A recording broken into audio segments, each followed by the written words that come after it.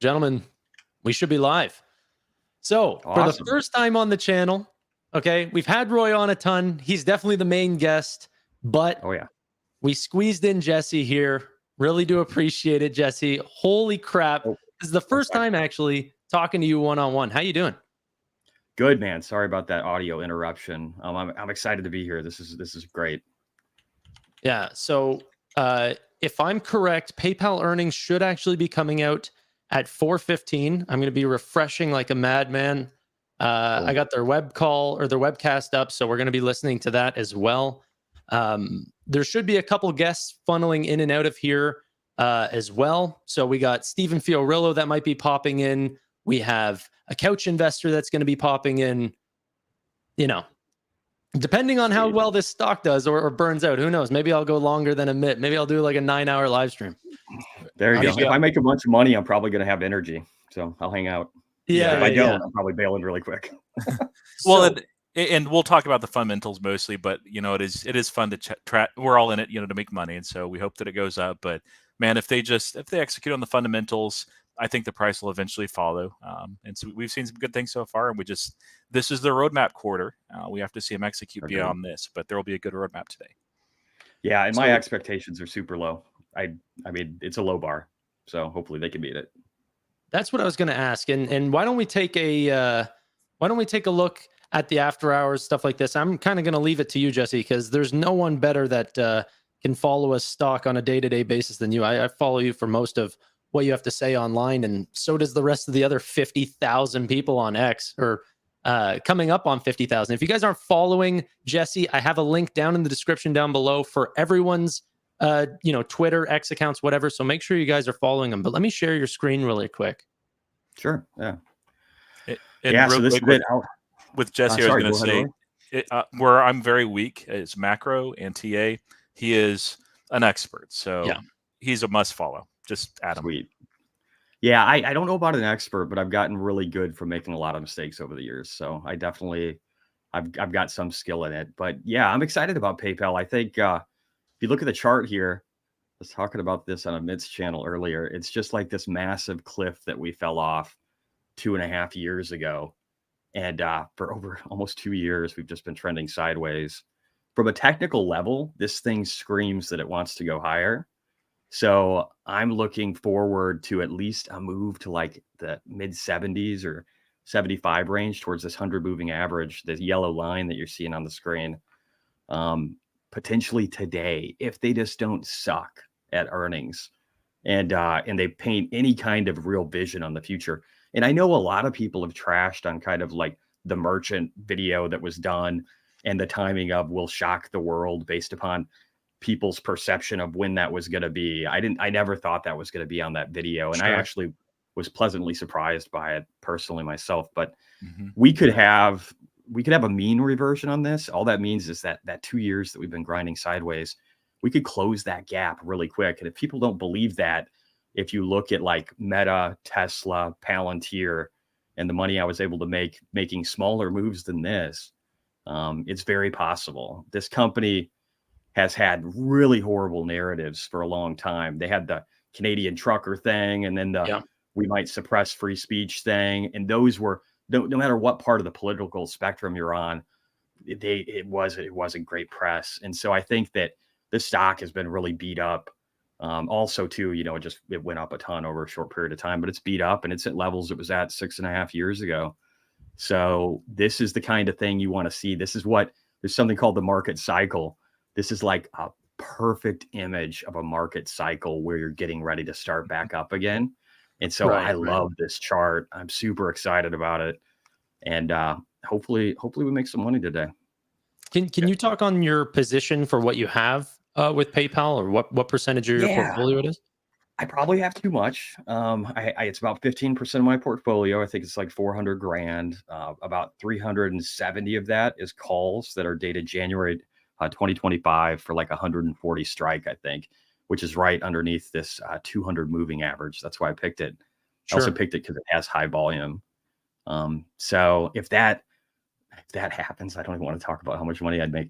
But if it just gets to the 100-ish range, right here between 100 and 104. If it did that by mid-April, I would make anywhere from $1.7 to $2 million or $2.2 million off of that 370,000 that I have in there right now. Just a measly 2.2 million. Yeah, That's so I'm hoping perfectly it fine. happens. I'm hoping it Yeah, happens. I'm not gonna lie. I want to get my Cybertruck right away. I've been looking at wraps, and I that 2.2 would be a sweet figure to make that happen pretty easily. yeah. To So, justify it to the wife, that's for sure. Roy, just really quickly, I want to ask you a question on what you're actually looking for in this Q4. So, one of the things for people who are new to PayPal or potentially haven't been watching it as closely as some people on the panel, we have a new CEO now, okay, Alex Chris, and he's promised us from last quarter that this earnings results will be quite different from an investor side because they're going to be showing all sorts of different new metrics to help value this company or key performance indicators that they're going to keep up with to help properly value it. What are you expecting from this company that you want to see that'll help value the company, Roy? So since you said really quick, a roadmap. Sure. Totally. Yeah. To elaborate on that, so when he came in, last quarter was a diagnosis, and so he came in. He had to figure out what's up with PayPal. Like, why are we at this position? Not just as a stock, but as a company. And there are some issues, legitimately, why it fell off a cliff. I think it's way overblown. Fundamentals are still quite strong in many areas, but there's some areas that needed to be addressed. He was very quick to diagnose those. Fantastic earnings call last quarter. This quarter, I've always thought as a roadmap, and he's reiterated that several times, both in the previous earnings call and alluding to a couple of things as well. And so what we're going to see is a focus on 5 new KPIs, key performance indicators that he's going to roll out and say, okay, these are the things that we are looking for and looking to increase. Hold us to this as we go forward as a company. They're going to be not qualitative, but quantitative. And all of them are focused on profitability, on improving margins, on actually making money instead of something else that really doesn't matter. Because bottom line is PayPal is here to make money. Like, if they have green energy and whatever, great, do that. But make money, guys. And that was kind of lost under Schulman. So Totally. Chris is just a different guy. He's coming from Intuit. They have crystal clear earnings, the way that they break it down. And so I think we're going to see that. We're going to see it. Even the slides, I think, look differently. And there's going to be a lot more transparency. So we'll be able to see, I think, a better breakdown between those 3 segments that were rolled out after, it was like almost 2.5 months ago now. And so we'll get to see a further breakdown of that, where they're growing, where they're not. And I think more than that, he introduced the first look products as the kickoff of needing to extrapolate and actually expand on that, but to shock the world with the results. And so I think that we're going to get an idea of the roadmap of when will these things, within 2024, all of them will come, but when will these things be implemented and how, what to expect. We'll get to see, of course, what they expect as far as earnings through the year. Some analysts say, oh, we might just get a quarter or two. He's going to give us the whole year. That would be pretty unusual if he doesn't. There'd need to be a very valid reason for that. It's rare, and it's normally bearish when they don't. We'll get to see that roadmap with crystal clarity. Beyond this, it's all got to be about execution. So I agree with Jesse. Expectations are pretty low on this. I'm probably a little more excited than Jesse, and Tannor is thinking margin inversion might actually happen, maybe, possibly. I think he's wrong, but hey, if it does, great. But we also need to see, okay, when will margins actually invert? What kind of EPS efficiency gains are we actually looking at? What do we think that branded's going to do? And I think that they'll lay that out crystal clear. Some clarification will come, of course, when the analysts come and they ask the Q&A period. So what do I just add to that? So we got probably about 5 more minutes before the actual quarter is released. Okay, I'm looking right now. I don't see it. What I heard is that it's 4:15, so we're good. Then I got the call scheduled for later on. We're good. The things I need to see, they've only shown this off a couple times. It seems for a payments company that this would be the most important metric. TPV, or total payment volume, mix. Okay, what that is how much is actually coming from branded checkout, how much is coming from Braintree, how much is coming from Venmo. Seeing how that's evolved over time is so important, and they don't always show it off. Stock-based compensation has also been kind of out of whack. I think it might be for the next 2 quarters. We've taken on quite the amount of high-level executives. I don't know for the people that are paying close enough attention. They've practically reworked all of their top executives. They're all new. Buybacks. We want to know what buybacks are. We want to know conversations about dividends if possible. I know Steven's been on that. I don't think we're going to see it. Alex Chris has been very clear that this is a growth stock, not a value stock. And so I don't think that there will be too much of that. But yeah, there was, and then Jesse, I'm going to bring up your screen here in a second, but there was also a lot of talk about some of their new innovations and margins that they're bringing out. Buy now, pay later. I want to see full transparency about this product. It's an unbelievable product. I think it can take PayPal to the next level. And then Braintree. Braintree is their white label full stack processor for payments for large companies. You're talking Uber, Meta, Google, Airbnb, Ticketmaster, Spotify, TikTok. All of these massive companies use Braintree. Why that's so amazing is that although Braintree actually might even be a loss leader for the company, the types of payment providers that they'll offer, they'll give preferable placements to companies or to processors like Venmo and PayPal. That's why it's so great. I want to know how they're growing. Alex Chris said they're going to charge more for that. How much more? Let's actually see some numbers. So yeah, that Venmo Amazon thing, I want to hear about that. I hope an analyst talks about that because I don't know that they'll bring that up in the call directly, but exactly, that's helpful.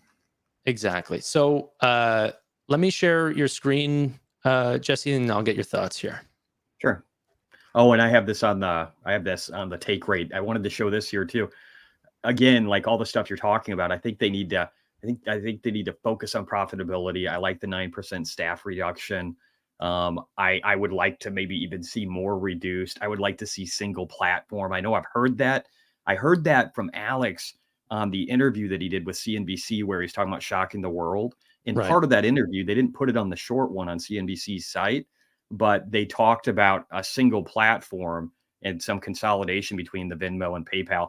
And if you've used PayPal as a mobile app, I don't even know if they have it in Canada, Tannor, but it sucks.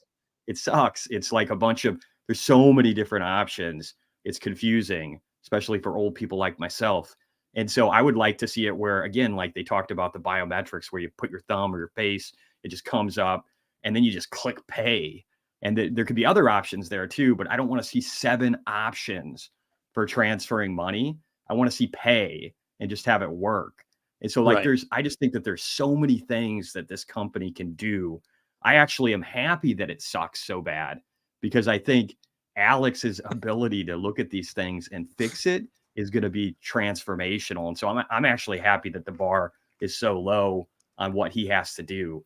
And I look forward to seeing any improvement at all. But you're right. I just want to see some improvement. I want to see more of the vision, and I would love the KPIs to be robust and showing us consistently from quarter to quarter the same metrics, and not just like the ones they want to show off because they look good.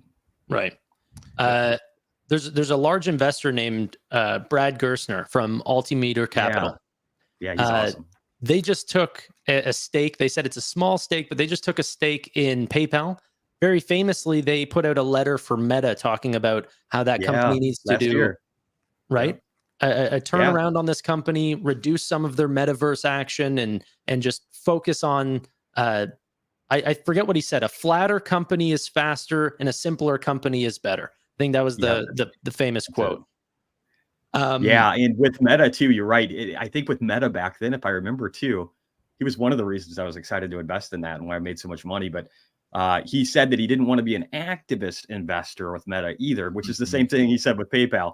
Yeah. But that he wants to help, guide in whatever way he can for them to be more efficient and to be simpler. And I think that's great. I think Alex could use that help.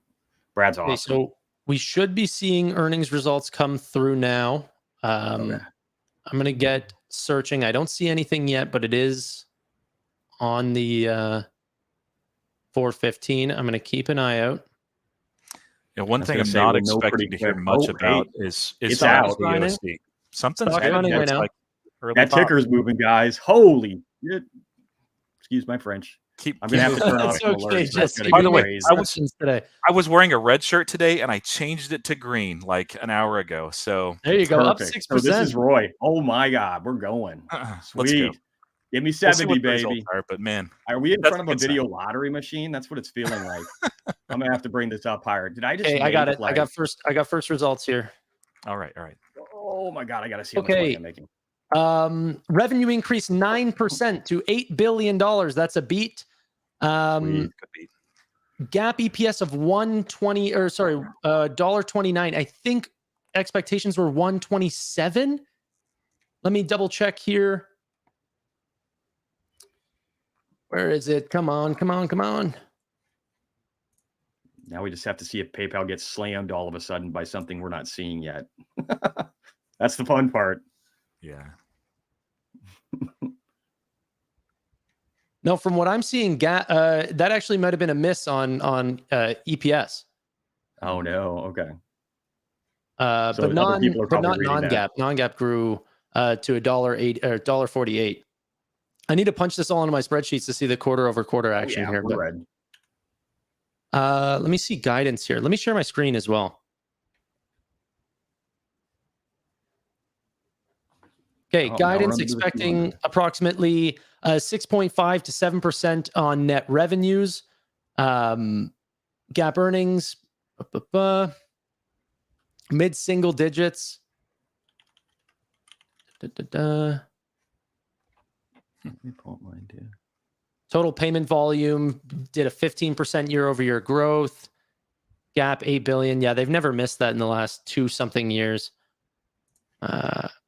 Operating income much higher quarter-over-quarter and year-over-year, clearly. This is usually why I like to give myself 30 minutes before going live, because I just want to punch all these numbers into my spreadsheet so I can actually compare them. I get that. Okay, let me see. This is what you guys are calling a brand new thing with new KPIs. You're not showing anything here. Maybe there's another one coming that we're not seeing yet. Yeah, there might be. Sometimes companies will do that. Or it's next quarter. All right, so we were up 10, now we're down 5. Now we're down 4. So we're just kind of meandering. I bet. That's such a crazy move on the stock in that small amount of time. Up 10? Yeah, 10%, but it's so low. It doesn't take much. Sure. Yeah, net income up 18% year over year. Okay, I got their investor update now. Here, I'm going to switch over. Cool. Perfect.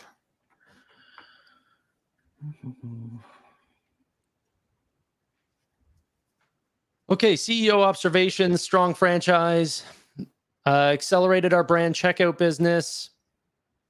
Yeah, see, this is hopefully what they mean by more focused business is just driving PayPal. You don't have to worry about all these additional businesses. Like PayPal as their own branded checkout is a machine in itself. Okay. Focused on profitable growth. Okay, transaction margin year over year. Oh, I think we actually did see an increase in transaction margins. Yeah, 0%. That's good. Well, 0. So quarter over quarter, I was right then. 0 or quarter over quarter, they did see an inflection. That's actually really good. Yeah, I'm surprised they're down on that. It must be the guidance, because the guidance looks weak on their revenue. Active accounts, I think, went down quarter over quarter. They're now showing monthly active accounts. Price is recovering. I think the market's starting to catch up here too. Look at this TPV mix, baby. Yeah. That's what we needed to see. Oh, that's beautiful. Like we've had to guess and then like pick numbers from here and there, and yeah, it's just so much better. Okay. Yeah, this was the one thing I needed them to change. However, I wish and I hope that this is actually. I'm just going to skip really quick because I want to be able to see if they did this for every quarter. Doesn't look like it. Yeah. I wish they did that retroactively, like for the last 2-3 years. Oh, actually, did they? No. This is still better, though. What are your guys' original thoughts? First thoughts here. I Seems haven't looked good. at it enough. I'll let Roy roll with it. I mean, we've just had a short glimpse, and for some reason it's not popping up on my end, so I'm just looking at your screen. But yeah, it looks good so far. Steve, how you doing? Good, you? I'm doing well. Looks like they put in $2.5 billion of free cash flow. Yeah, and the stock, the market's dumb. If you look at guidance, this is just, I'm going to have to buy more, I guess. I don't know. This is depressing. You get used to it. They're going to buy the whole company back in the next 11 years. It's just ridiculous. Yeah, maybe. Actually, much more importantly here is adjusted free cash flow. Actually, this was a one-time expense. Yeah. From KKR and Happy Returns. Right. In the last 2 quarters, they saw much better adjusted free cash flow as compared to real, GAAP net cash or free cash flow. But this time, it's actually the reverse. They saw a bunch of improvements because of KKR. Operating margin. Okay. What I need from someone, can someone share this and go through the presentation? Because I need to just start plugging numbers into the spreadsheet. That way I have, like, Roy, can you do that? I mean, I don't have it pulled up, but I don't either. I was looking for it. it's not coming up for me for some reason. Yeah. Well, let me see. Maybe it is now. Go straight to their quarterly results and Yeah, just refresh. Their investor relations side. Do some I'm there. things. Financials, quarterly results. Okay. I mean, is there anything in this to be mad at with 24 guidance off the bat? 5 billion repurchases, 5 billion free cash flow. I mean, EPS non-GAAP of 510. I think if you call yourself a growth company, you should be seeing, better than expected revenue growth. I think it's really putting people into perspective that they're keeping that valuation. There's not an acceleration here, which is what I would call a growth company.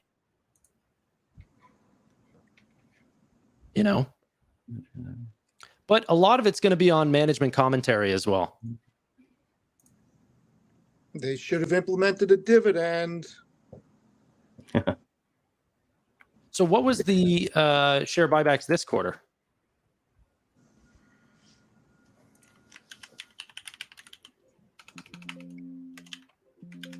Did they take that slide out? Share repurchase. Well, that's the guidance. So yeah, they're reiterating their buyback at least 5 billion. I don't see it other than just a reference to non-GAAP EPS expansion. Okay, we may just need the 10K. Where's the stock at right now? It is down 2%, so it's not crazy. Yeah. Yep, I've got.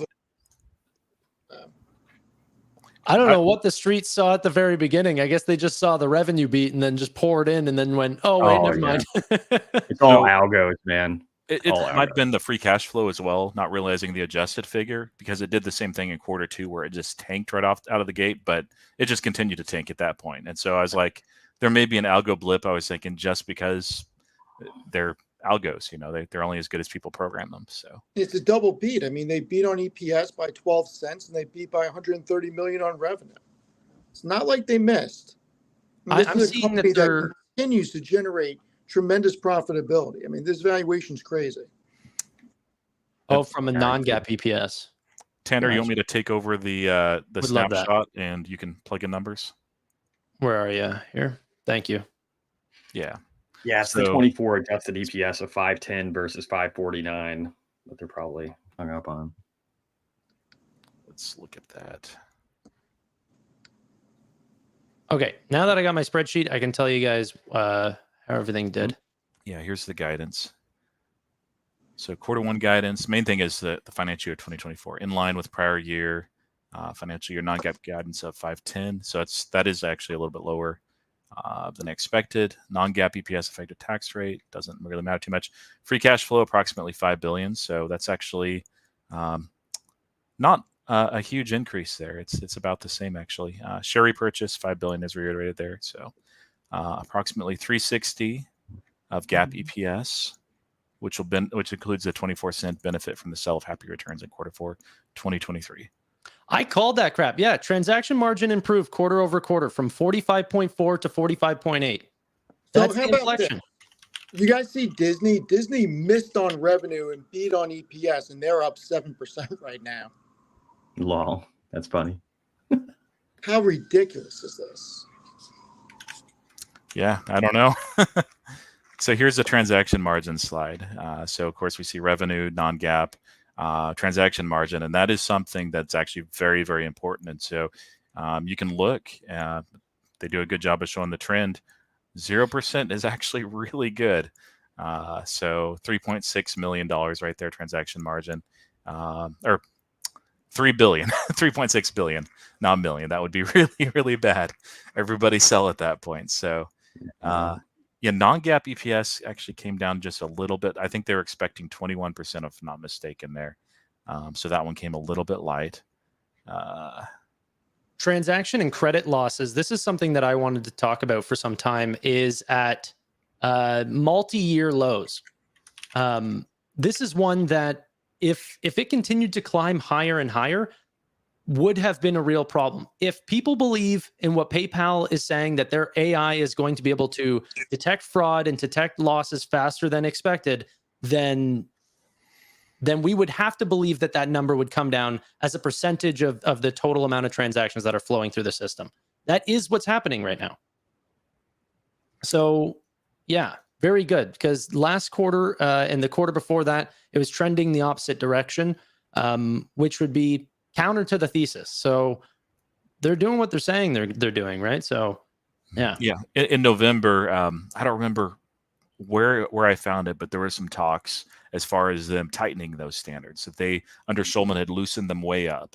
And so part of that, it didn't just change under Alex Chris, but I think Schulman actually realized that he needed to change that, was to tighten their standards. And so we see it mentioned right here, this credit loss, negative 32% or minus 2 basis points. That's good, driven by tightened organizations and PayPal Business loan portfolio. So they're increasing their standards. They're of course continuing to use and have better implementation of their own data, and then externalization of the European buy now pay later loan portfolio. That was a KKR deal that was wrapping up last quarter, officially wrapped up in Q4. So basically, if people default in Europe, they've already sold those loans, so it's like it's all right. If it's paying for, PayPal is still having those, but anything that's longer is a KKR. So just externalizing those potential dangers, and then this macro, that's a big focus of a lot of these payment companies. So those are the nitty gritty. I like the breakdown. Yeah, sorry, I'm just plugging every number in, trying to look at their. So we can see this is expected right here. Active accounts are down a little bit. They told us that this would be the case. So it went from 428 million to 426 million. That's a 2% loss. So a little bit steeper than last time. Most of what's going on there, what they've said is that in the past, their prior metric under COVID was just to get as many active accounts as possible. They didn't care what it cost, how much it cost them, what the benefit was. They just wanted to increase that number. And that's one of the things that Chris is changing is, these sort of metrics, they don't matter if you're not making money. So they've, in Latin America, there was, I guess, quite a few subsidies where they're basically paying people to use their product. At this point, they've removed the subsidies. They define an active account as someone who has made a PayPal transaction in the last year. So these will slowly roll off. They did say that this will inflect, at least in the last earnings, that they'll inflect sometime in 2024. And I hope that they elaborate on that. I'm sure that they will. But we never had this monthly active accounts. And the really interesting thing to me, well, it was Christmas. Grain of salt, but yeah, 218 to 224, that's good. It's the highest number on there. So yeah, so it's showing that these inactive accounts that are rolling off are just ones that just haven't really contributed much in a while. It had been when they announced that maybe 9 months, 10 months, 11 months. So it wouldn't surprise me. Of course, this is Christmas, so let's look at Q4. Actually, yeah, it's a bigger increase than what we had last Christmas for the monthly. Yeah, all the rest look good. Number of payment transactions, record number. Transactions per active account, record number, showing that the people that are still there are using it more. And unbranded processing is sitting high too. Oh, got you. Okay, never mind. No, I'm good. So I think my question right now to you guys is, do you think that the street is going to punish it further? Do we think this is dead money, or do we think that this is something that they can build a narrative off of? Have to hear that roadmap. I always wait until the earnings call. Like, it's right now, nobody's doing. It's only down 2% right now. The earnings call is what's really going to matter. Can Alex paint a solid picture of the future of this company? Can he make some promises that people believe? Is he going to set some checkpoints where he updates us, not just in earnings calls? Like, what do people feel confident on the path forward? And I think the conference call is going to be a big deal. I want to be shocked. I want to. I think all of us shareholders want to be shocked. Well, if I lose a bunch of money, I'll be shocked. So he'll have that going. Yeah. I love this breakdown though, that we can actually see, and here's where you can actually see the quarters, Tanner, with each of these. So U.S. total payment volume, not per products, but you can see peer to peer right here. That's mostly Venmo. Oh yeah. Yeah. More. That's good. There you go. That's cleaner. All right. Disney So is up 8% as the company raises outlook. Yeah, it's all about that forward guidance. Yep. All about the forward guidance, and we can't buy enough shares back. Look at international total payment volume up 22% year over year, and that's cool. Keep in mind, the macro has not been good internationally at all, and the dollar has been very strong, so that's been hurting them. They grew 22%. That's really good. Cross border. I want to see that take rate go up. Yes. That's the thing I want to see. It's been trending down for like 2 years. I'd like to see the take rate going up more and more and more. And I think that's the stuff he's trying to target, right? He's trying to make sure that it's easier for people to complete payments, that there's an incentive to use the system.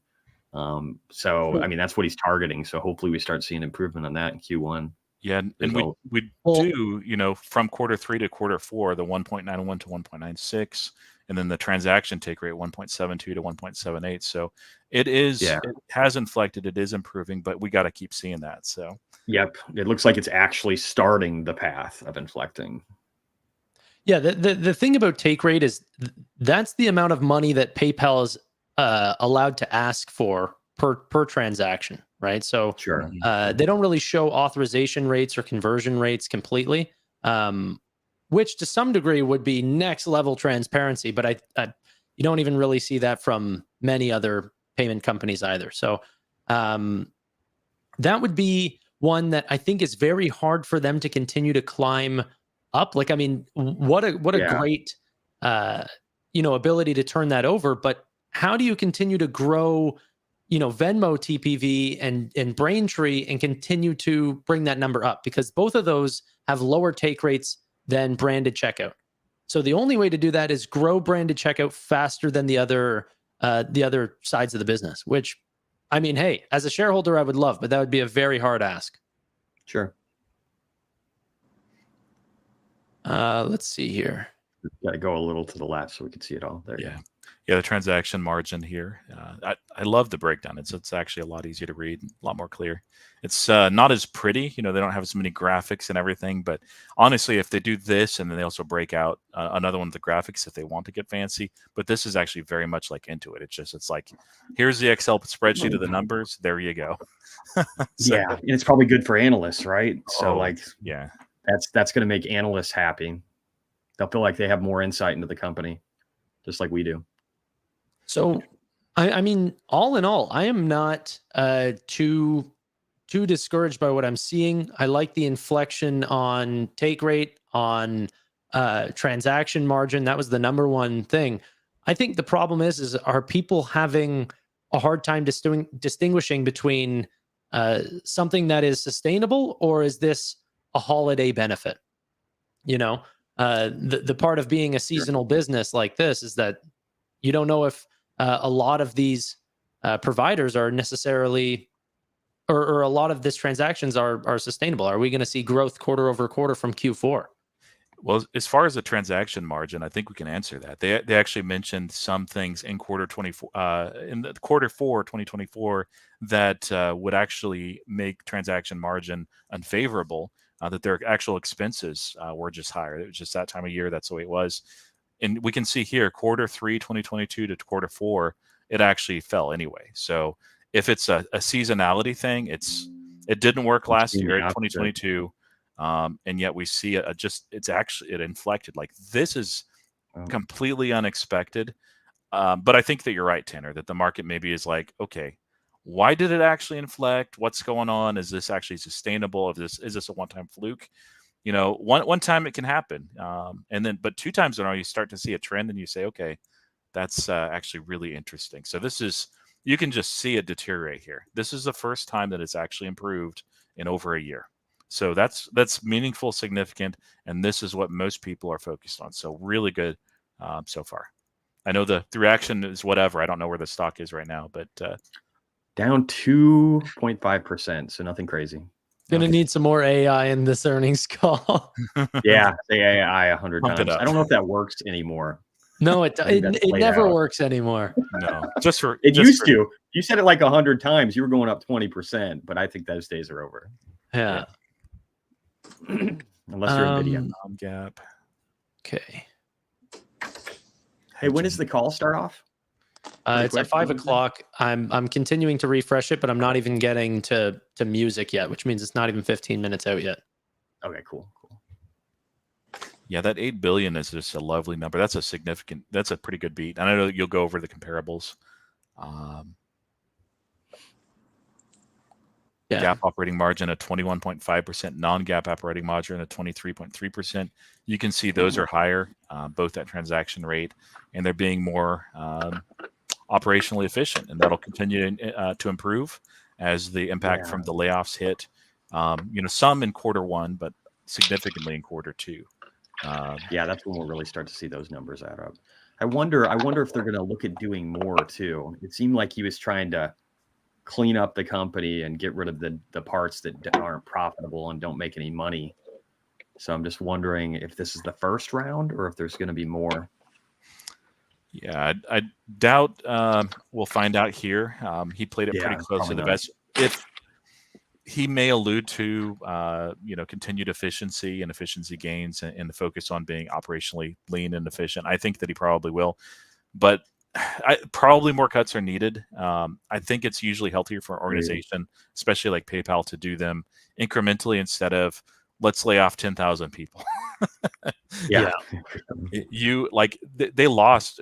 Not everybody that they cut was just a trash employee that was lazy. I'm sure there were some that were bad employees that just need to be getting rid of, and some that were redundant.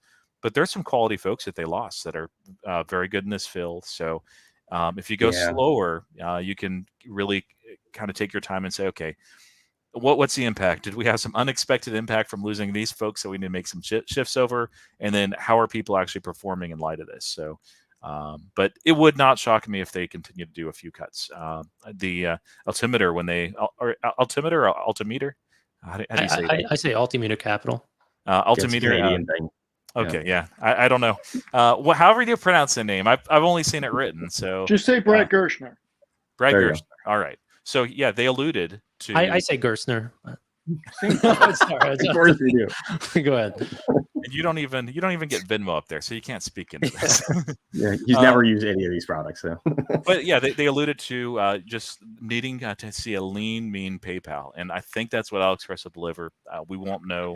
We'll get a very good glimpse at this today, but as far as actual cuts coming, we won't know until the time that they actually hit. But Roy, at the same time, this is a pretty lean, mean PayPal. It much more so, yes. It's a lot better already. Yeah.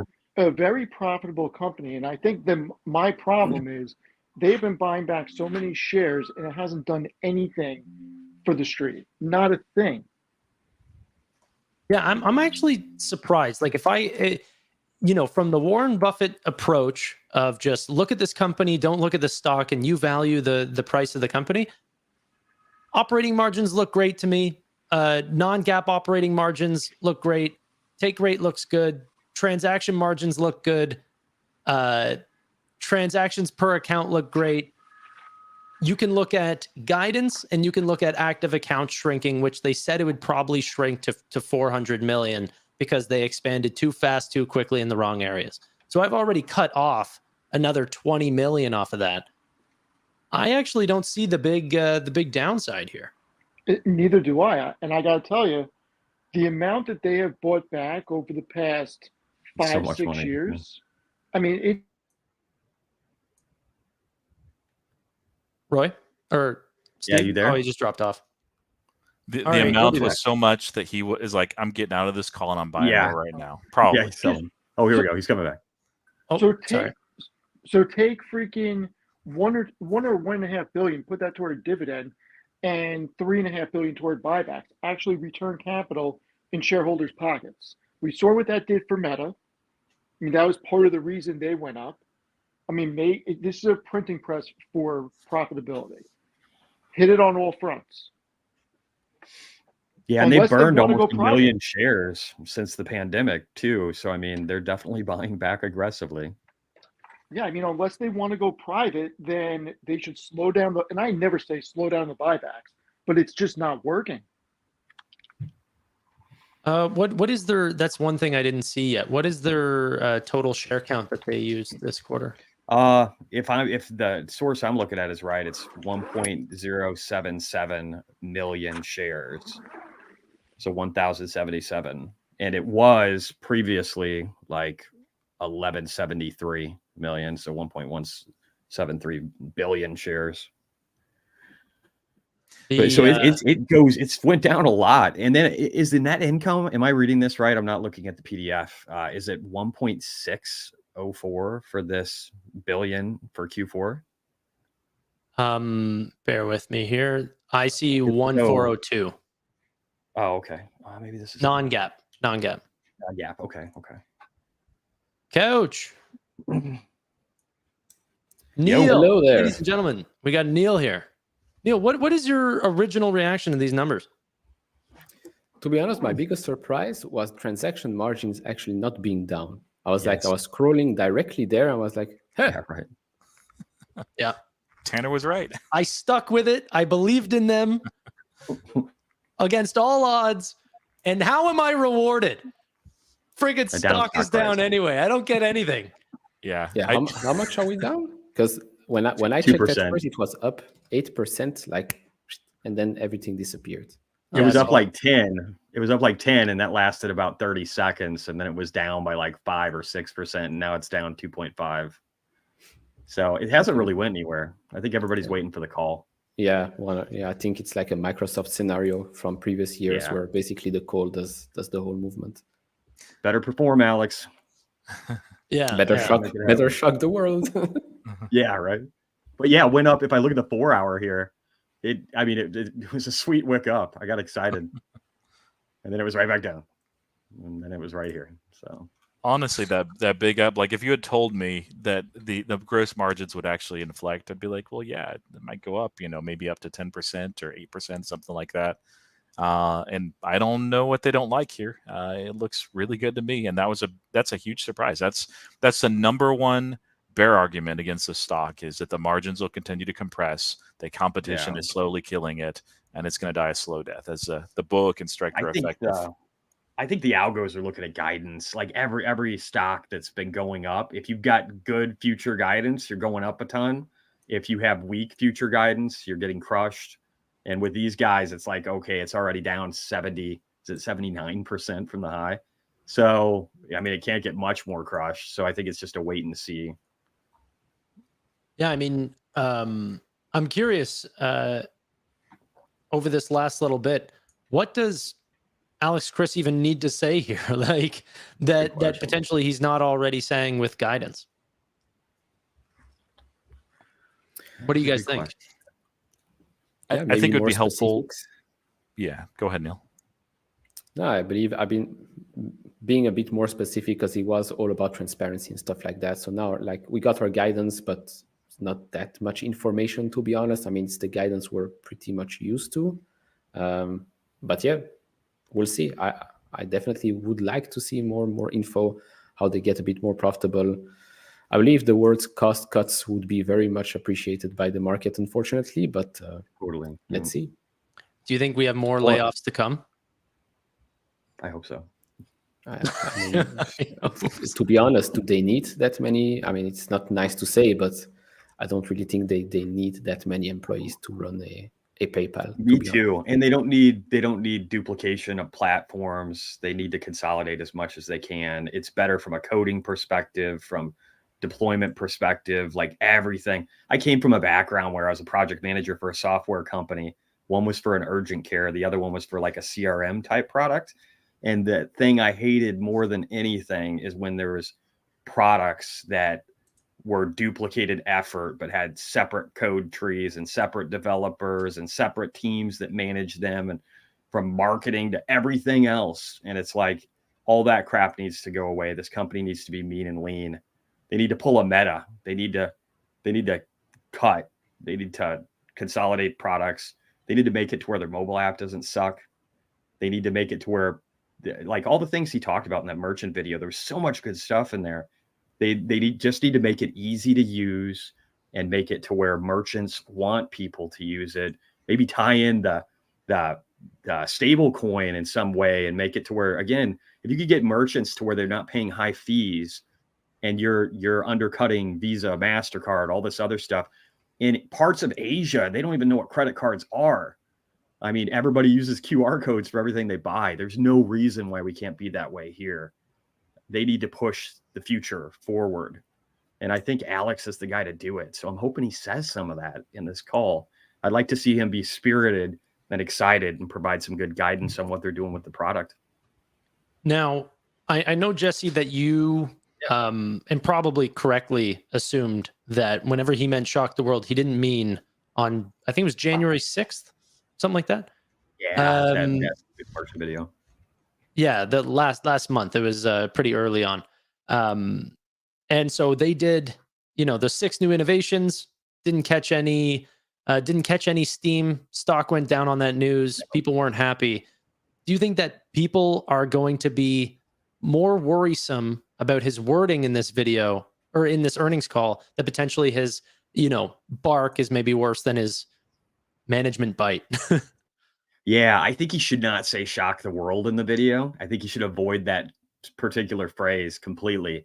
But I think if he gives some vision of what they're doing and even a rough timeline of accomplishing goals, and talks about, like in that CNBC video that I was telling you about, that where there was like a clip that they had on CNBC, but it cut off a bunch of the good stuff, where he talked about a single platform and consolidating like the PayPal side and the Venmo side. I would love to see just the market right now. All they're looking for is, okay, great, you let some people go.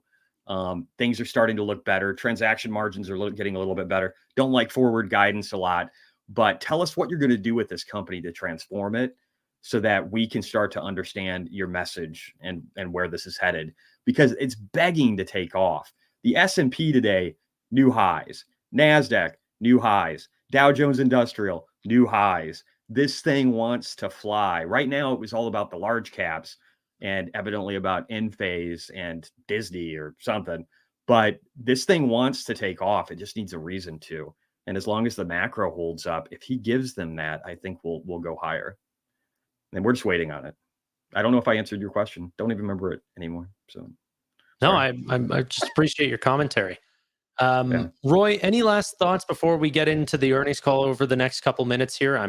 I have it. Music's playing, so it'll come up the second I hear any voices. So don't worry about missing it. We have it all prepped. But yeah, Roy?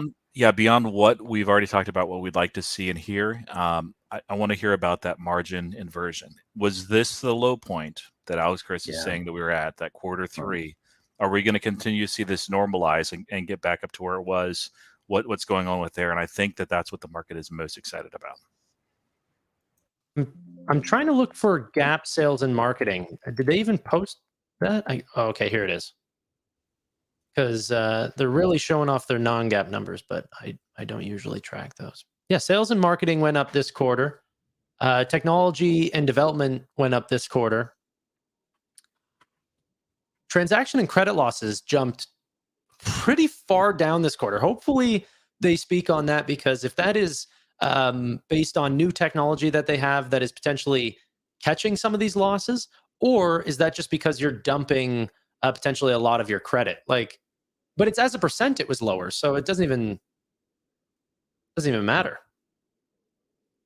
I'm curious. There's lots of unanswered questions within this so far, so hopefully that is brought up in the earnings call. I think it's kind of hard whenever you have sales and marketing that went up quarter over quarter, and you're seeing decline in active accounts. It's probably because there was going to be a decline anyways, probably larger than that, and they filled some of the gap, but it's still not enough for how many new people that they took on in certain areas of like Latin America. Like they were just doing a ton of advertising in Latin America, and these people are like, all right, I'll sign up and get $10. I forget what the sign up rate was, or the sign up bonus. They were taking it and they were never using it. They'd use it once and never again. And that was a Dan Schulman problem. Hopefully Alex Chris is trying to change those ways, but yeah. And no buy now, pay later numbers, correct? I didn't see anything there. No, didn't see one either. They regard that as a vehicle to actually sell branded. So I don't know if they'll break that down. It would be nice, but yeah, it's not a shock there. Yeah, transaction expense was up 0.97% instead of 0.93%, where it had basically been flat, as they expected. They'd guided for that. So, yeah. It's going to be interesting. I mean, I still believe more cost cuts are needed. If you look at the numbers, I've seen an article talk about their customer support and legal teams are in the thousands of employees. I mean, do you really need that in the age of AI, where AI bots can answer the most basic questions and handle some cases? I don't think so, but yeah. And there's a lot of regulatory compliance stuff and staff that they need. And honestly, that's where AI can excel as well. Those large language models can help quickly digest and go through information. And you need to, maybe use something like Palantir just for the KLM. I was going to say that exact same thing. Do it. You know it exists, Alex. You're with Intuit. You know it.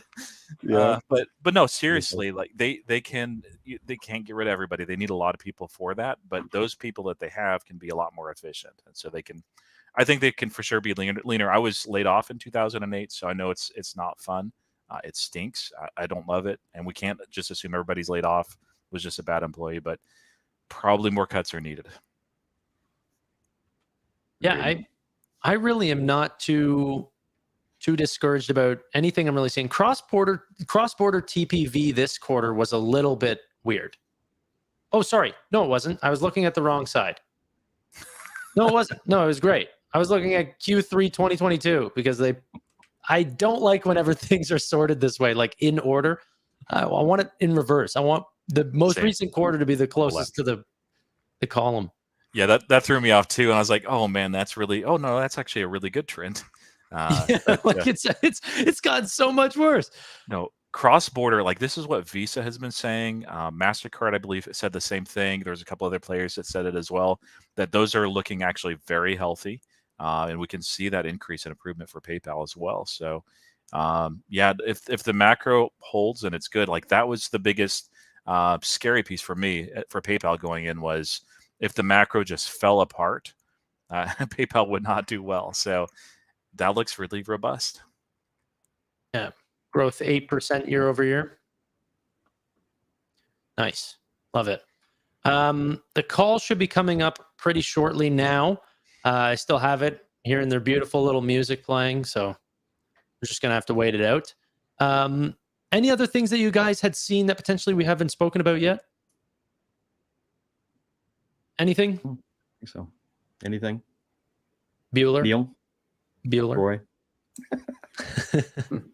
Yeah, I'm just looking through it. So I've been saying things as I've noticed them. So yeah, I have to get used to the new presentation and stuff like that. Exactly. What do you think? Like first reaction to the new layout, all the numbers, all the breakdown?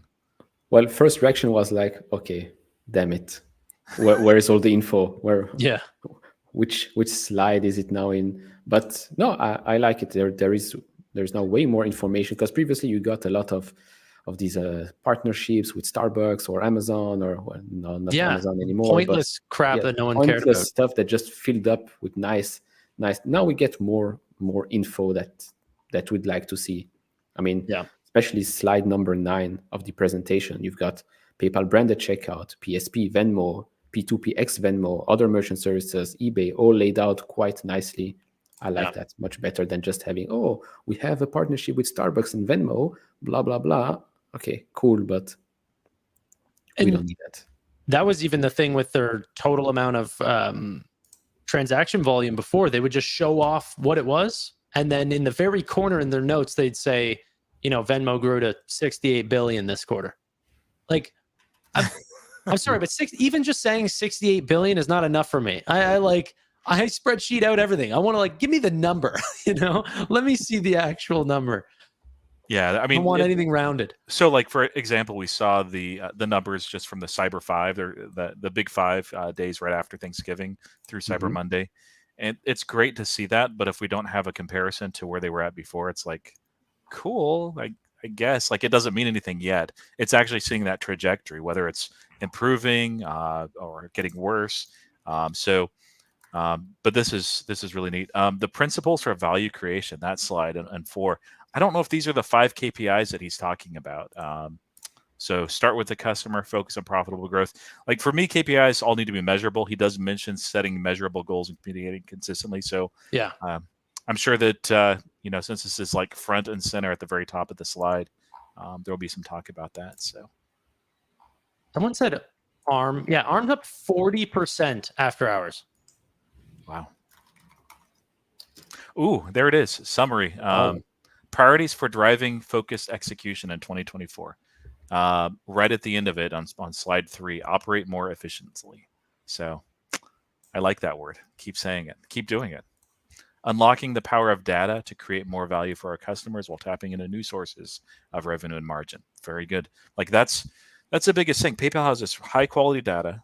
They have it across millions and millions of customers and merchants, double-sided network, and they've really just not leveraged it as well as I think that they could have. So that's a change under Chris with a lot of those first look products.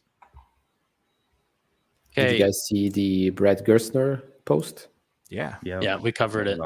Yeah, I mean, he did mention something very important. Is the line where he said, one thing we will not do is stick around and try to change board of management if they lack the commitment.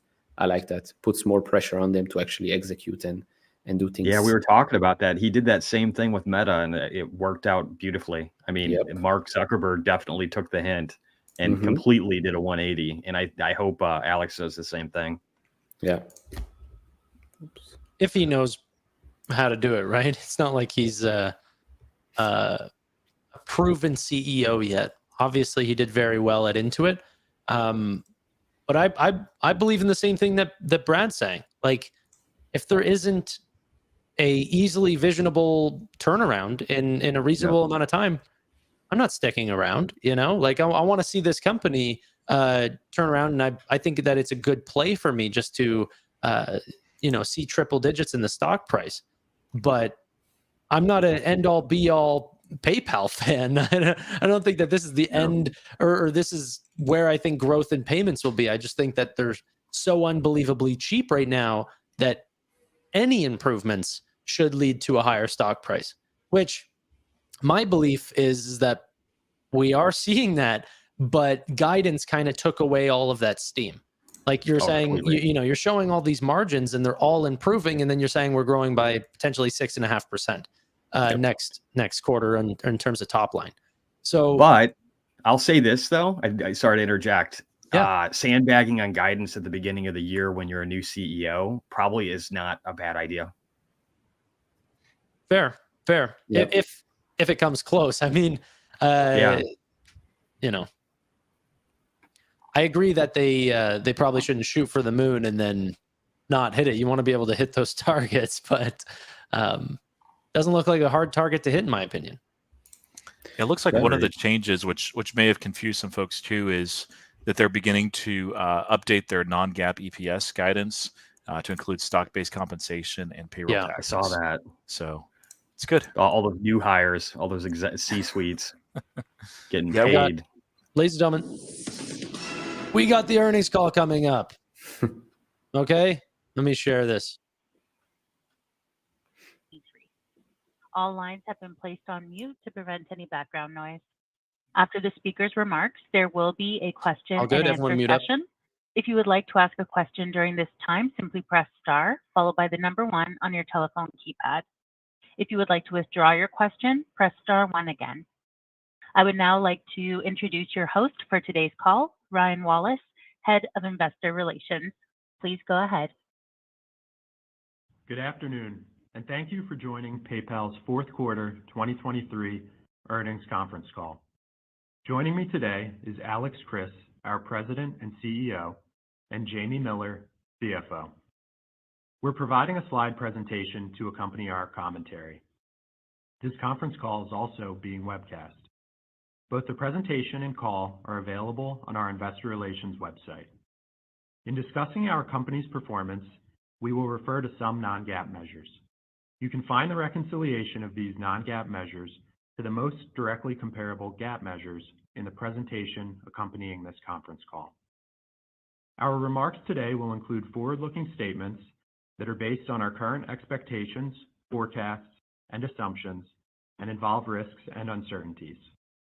Our actual results may differ materially from these statements. You can find more information about risks, uncertainties, and other factors that could affect our results in our most recent annual report on Form 10-K and quarterly report on Form 10-Q, filed with the SEC and available on our investor relations website. All information in this presentation is as of today's date. We expressly disclaim any obligation to update this information. And with that, let me turn the call over to Alex. Thank you, Ryan, and thank you to everyone for joining us this afternoon. It's been a productive first 4 months. I'm pleased with what we've been able to accomplish in such a short period of time while delivering the solid financial results we will discuss today.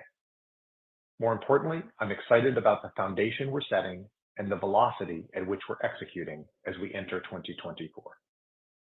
Today, I'd like to walk you through the changes we've made to the structure of our company, including several key additions to our leadership team, give a clear roadmap for how we will be executing going forward, and share our strategic priorities for 2024.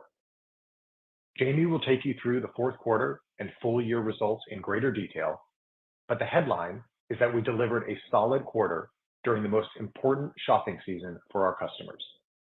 In Q4, we delivered 9% revenue growth on $410 billion in total payment volume. Transaction margin dollar performance was better than expected in the fourth quarter, and we continued strong expense discipline, reducing non-transaction related expenses by 9% year-over-year. Taken together with $600 million in share repurchases in the quarter, our non-GAAP earnings per share increased 19% year-over-year. While these are solid results, we know there is still much room for improvement, and we're committed to making the necessary changes to our business and how we invest and operate to get it right. One of the key changes I talked about in our last earnings call was ensuring we have an outstanding leadership team in place. It's important to me that we have a leadership team with a broad diversity of experience, deep operational rigor, and leaders with track records of success. I'm thrilled with the talent that we've assembled in the last few months. With Jamie as our new CFO, Isabel Cruz leading People and Places, Michelle Gill leading Small Business and Financial Services, Susan Carreri leading Global Markets, Diego Scotti leading Consumer and Global Marketing and Communications, combined with talented leaders who have risen within PayPal, we have a world-class leadership team in place to help the organization reach its full potential. Each of these leaders chose to join PayPal because they see the tremendous opportunity we have in front of us to reshape commerce, and they're already driving a renewed energy within the company. Second, we've organized our teams around the customers we serve, consumers, small businesses, and enterprises. This creates clear lines of accountability and will enable teams to focus on delivering the right solutions that address our customers' greatest needs. Regardless of the customer we're serving, we want to make the PayPal offering so user-friendly, so rewarding, and so integrated into a customer's life that PayPal is the obvious choice. Our new structure enables that.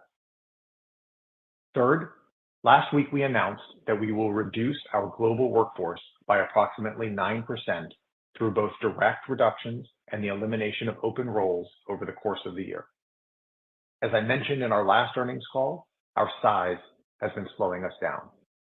While this was not an easy decision to make, this change is necessary to execute with the focus and speed required to drive our next chapter of growth and allow us to invest in our future. With these changes, we continue to reprioritize and invest in the innovation and delivery of products and solutions that offer the greatest impact for our customers. The team has been very focused on building out our strategy and driving focused execution for 2024. These are the most important priorities we're focused on this year. Accelerating growth in our branded checkout business.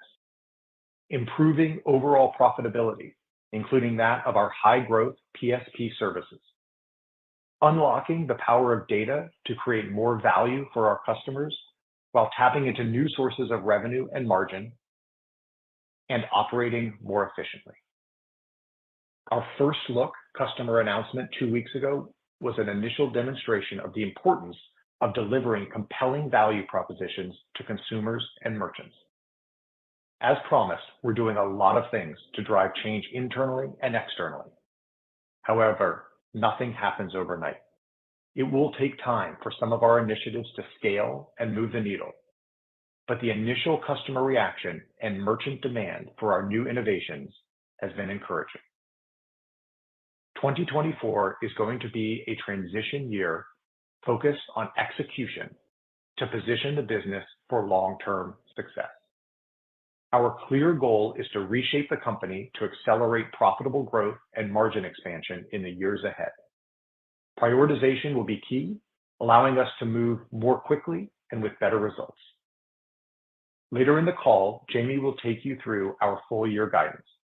We have made strategic decisions to reinvest cost savings back into our most important initiatives. It is critical that we remain on offense and position ourselves to not only innovate, but capture our share of the growth in global commerce. We want to be clear-eyed in terms of the potential near-term benefits from our initiatives, which is why our 2024 guidance includes minimal contribution from the innovations we recently announced. We want to see execution and clear results prior to embedding these initiatives into our financial outlook. As a company, we will build back a track record of delivering on our commitments. In November, I committed to being transparent with you all on how we will run the business. I want to spend a few minutes to share our operating principles and how we expect these will drive value creation over time. Our 5 operating principles are: number 1, start with the customer. I believe in working customer back. We will start by defining our customers and their most critical needs. Then we will use that knowledge to inform everything we do, including investments and innovation. Number 2, focus on profitable growth. We will prioritize high-quality, profitable growth and driving improved transaction margin dollars through more rigor and discipline. Number 3, drive operating leverage over time. We will combine our assets and data to develop more personalized experiences for our customers and drive efficiencies across the business to leverage our cost base. Number 4, set measurable goals and communicate consistently. We say what we mean and mean what we say. We will be transparent and accountable for our performance. And number 5, maintain a strong balance sheet. We will be diligent in managing our resources and returning excess cash to our shareholders. These 5 principles will guide how we make decisions and will ultimately keep us accountable to deliver what we say we will do. Let me now take you through what this means for how we serve our customers and what we're focused on in 2024. For enterprises, we're focused on accelerating growth in branded checkout and driving the profitable growth of our PSP services this year. Branded checkout is a critical part of PayPal's value proposition. We need to ensure we have our best checkout experience available to every consumer on every merchant every time. This will be a multi-year effort. To start, we redesigned our branded checkout experience, creating more simplicity and consistency with the goal of optimizing presentment, increasing speed, and minimizing friction across all major checkout flows. When combined with our efforts in passwordless authentication, these new flows can result in up to an additional 50% drop in latency, allowing a shopper to check out twice as fast. Improvements like this are aimed at driving a higher selection rate of PayPal and better conversion for our merchants. A challenge in the past has been bringing existing merchants onto our latest integrations and experiences. This is one of the reasons why our new guest checkout experience, Fastlane by PayPal, is so exciting. It's truly differentiated and will provide a compelling reason for merchants to upgrade. With it, we can recognize up to 70% of guests visiting a merchant, reduce checkout time by up to 40%, and grow the top of our branded checkout funnel. BigCommerce, one of our longtime partners, has already implemented Fastlane on their platform, and the conversion of their merchants using this new solution is as high as 79%. Combining solutions like Fastlane with a full suite of PSP offerings and more targeted, personalized commerce experiences creates a powerful end-to-end suite of capabilities that drives higher sales for merchants and gives them more reason to choose PayPal. We're focused on driving profitable growth, including within our PSP services like Braintree. The team continues to earn market share and merchant confidence through product and performance enhancements, delivering auth rate improvements of up to 240 basis points for enterprise customers in the US. We're continuing to build out and seamlessly integrate additional value-added services in areas like orchestration, routing optimization, payouts, and risk as a service, in addition to serving as a seamless integration point for our latest branded checkout experiences, including PayPal, Venmo, and Buy Now, Pay Later. We will be able to compete in the market with a best-in-class offering and price to value.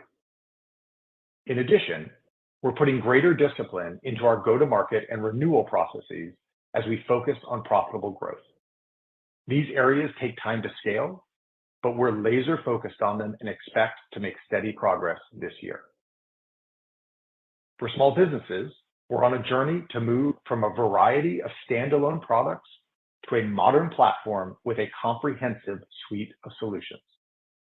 What this means in 2024 is that we're focused on accelerating the adoption of PayPal Complete Payments, or PPCP, through a reinvigorated go-to-market approach for partners and developers. This full-stack solution enables us to distribute our best branded checkout flow to SMBs while also competing for the approximately $750 billion addressable market of processing volumes. We've had limited penetration of SMB full-stack processing to date due to the lack of a strong product, but that is now changing. November and December were record-setting months for new SMB adoption of PPCP. We're seeing lower churn rates for merchants on PPCP year over year, but we've also seen increases in transaction volume for merchants migrating to full-stack processing from our legacy products. As the year progresses, we intend to drive additional adoption through partner channels, targeted marketing, and developer-friendly capabilities like low and no-code integration paths available through our brand new developer portal. Over time, we want to better serve other important SMB needs, offering more ways to help them connect to new customers. It's also worth noting that all the checkout improvements I just discussed as part of our enterprise strategy can also benefit the tens of millions of SMBs that use PayPal. For consumers, we're focused on differentiating our value proposition, deepening existing relationships, and giving shoppers more reasons to choose PayPal. PayPal already has strong consumer awareness and trust, but that is not enough to compete in today's world. Part of a person's decision to choose PayPal comes down to presentment, ease of use, and speed, areas where we still have room to improve. We also want to give consumers more reasons to choose PayPal by delivering personalized and rewarding shopping experiences that also drive higher conversion for merchants. This year, we're launching and evolving a new PayPal app to create habituation. We will also leverage our merchant relationships and the power of AI to make the entire shopping experience personalized for consumers while giving them control over their data. In addition, we will drive increased understanding and awareness of why PayPal via sustained marketing efforts. Our goal is to drive quality customer growth over time, as well as deeper relationships that include more frequent use and a greater range of product adoption. The new checkout and app experiences we are rolling out this year will also create an engagement loop that will drive higher awareness of the various products we offer and drive higher adoption of our portfolio over time. Let me give you two examples of where we have significant opportunity to drive increased adoption. In the US, we have over 27 million active accounts using PayPal Rewards. In the fourth quarter, Rewards accounts had higher engagement and average revenue per account that was almost double that of non-Rewards accounts. The average revenue per account of someone who adopts the PayPal Cashback MasterCard is about 5 times higher than the average checkout-only account. Today, only about 2% of active accounts have that card in their wallet. Increasing adoption of these products will not only drive a richer experience for our customers, but improvement in customer engagement and lifetime value for us. Redesigning our app and creating improved, frictionless onboarding paths are tangible ways that we plan to drive higher penetration of these types of products.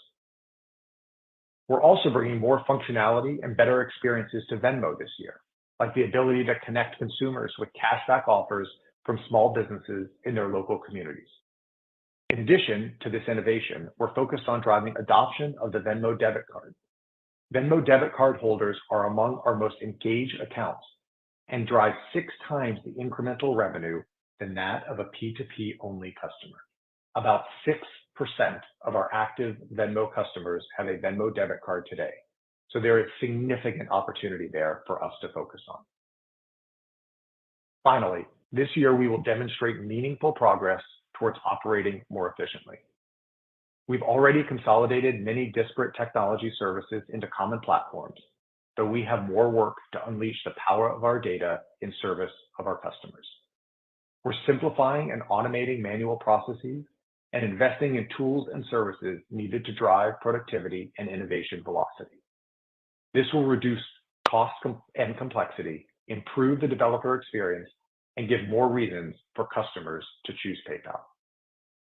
For example, we're converging to a single merchant reporting system so that our merchants will get consistent and accurate reports, which will make a huge difference in how they run their business.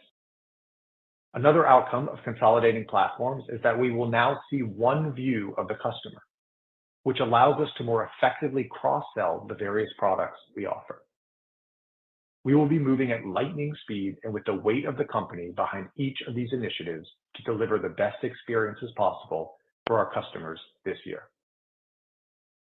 To wrap up, I am pleased with our fourth quarter results and the execution that the team delivered throughout the quarter amid an enormous amount of change.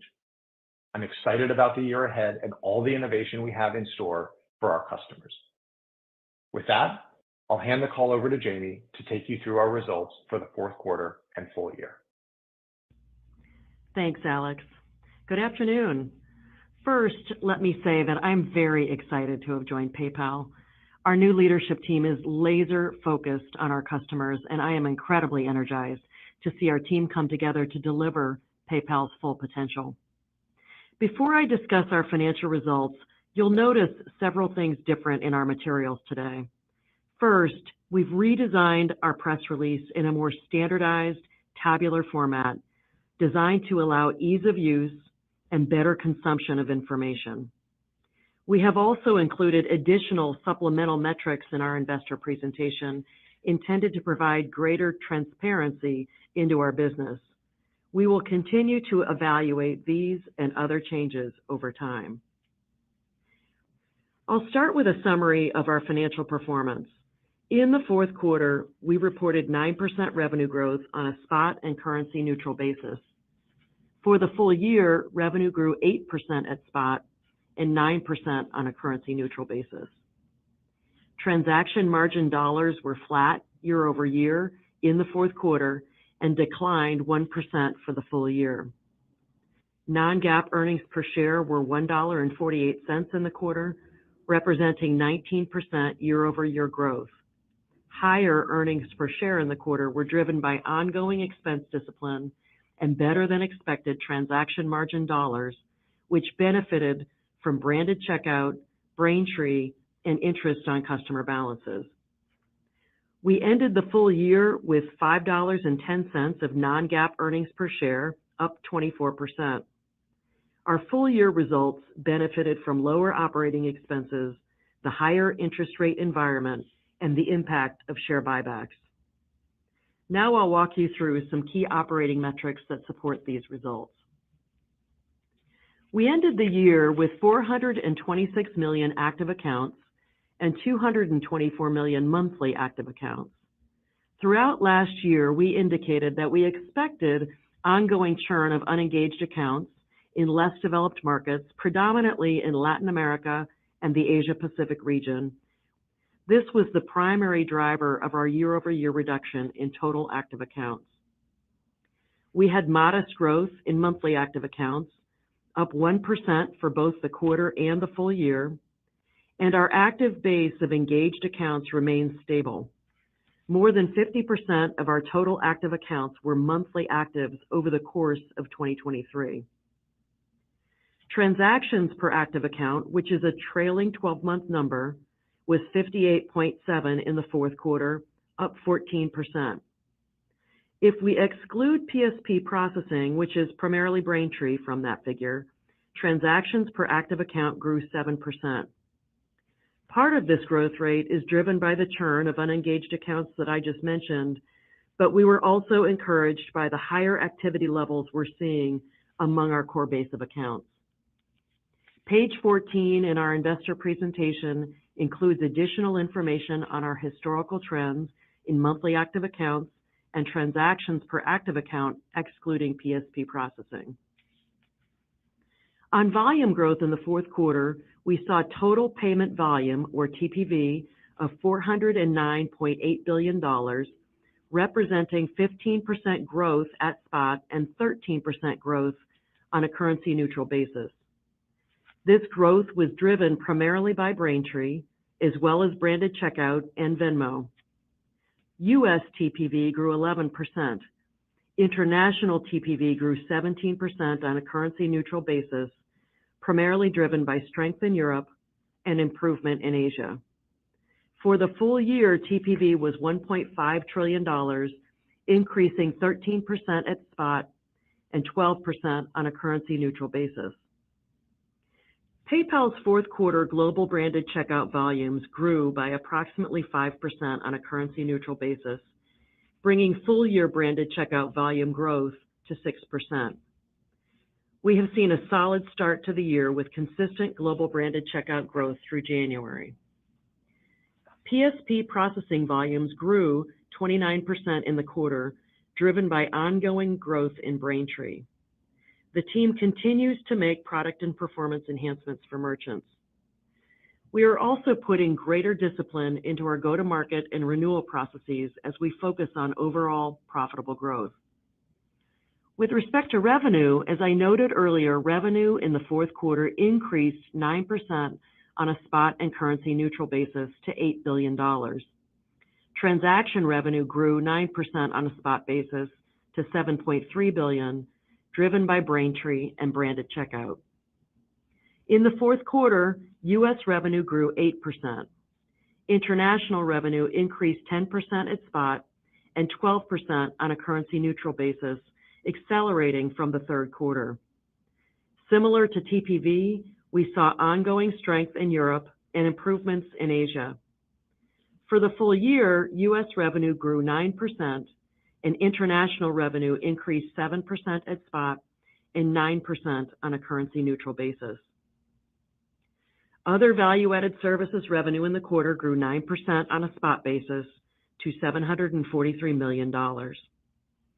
For the full year, other value-added services revenue grew 26%, or by approximately $600 million. For both the quarter and the full year, this growth was driven almost entirely by increased interest income on customer stored balances. Transaction take rate declined 10 basis points to 1.78% in the fourth quarter. Approximately 7 bips of this decline was driven by two factors: lower gains from foreign currency hedges, which are recorded as international transaction revenue, and flat foreign exchange fees.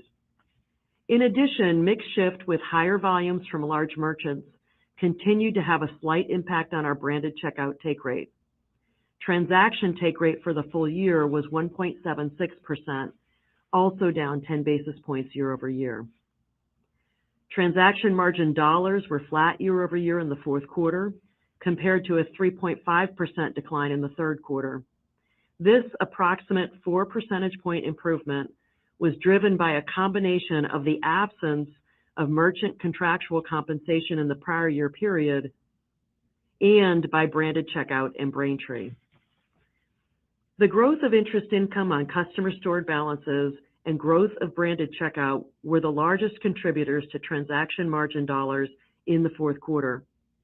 This growth was offset by the absence of hedge gains compared to the prior year period, as well as declines in other parts of the portfolio, including the impact of migrating and consolidating legacy PayPal payment services.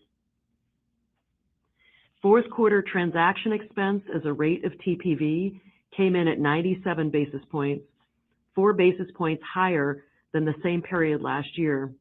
This increase was primarily driven by Braintree volume growth and was partially offset by a favorable geographic mix of PayPal volumes and rate benefits in Venmo. Full year transaction expense as a rate of TPV was 94 basis points. Transaction loss as a rate of TPV was 7 basis points for the quarter, up 1 basis point from the fourth quarter last year, and 8 basis points for the full year. Credit losses were $119 million for the quarter, or 3 basis points as a rate of TPV, down 32% year over year, and 3 basis points as a rate of TPV for the full year. We have taken a prudent and active approach to managing our overall credit risk, tightening originations within our PayPal business loans portfolio, and externalizing our European buy now, pay later portfolio. In the fourth quarter, non-transaction related operating expenses declined 9% as we continue to actively manage our cost structure. For the full year, the same expenses declined 11%. Non-GAAP operating income grew 11% in the quarter to nearly $1.9 billion, and for the full year by 14% to $6.7 billion.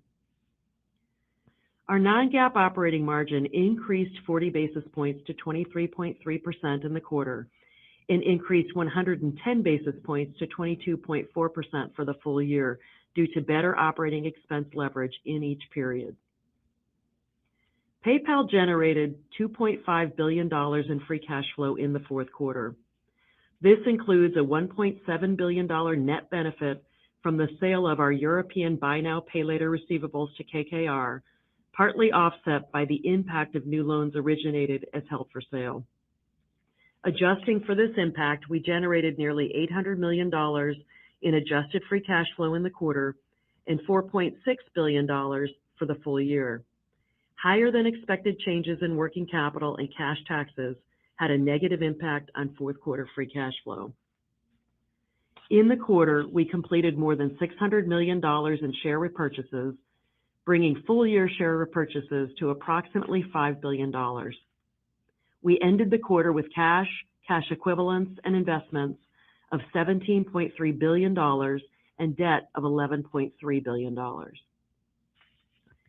Before turning to our first quarter and 2024 guidance, I have two updates to our guidance approach to share. First, for the time being, we intend to move away from providing annual revenue guidance and instead provide guidance for the upcoming quarter.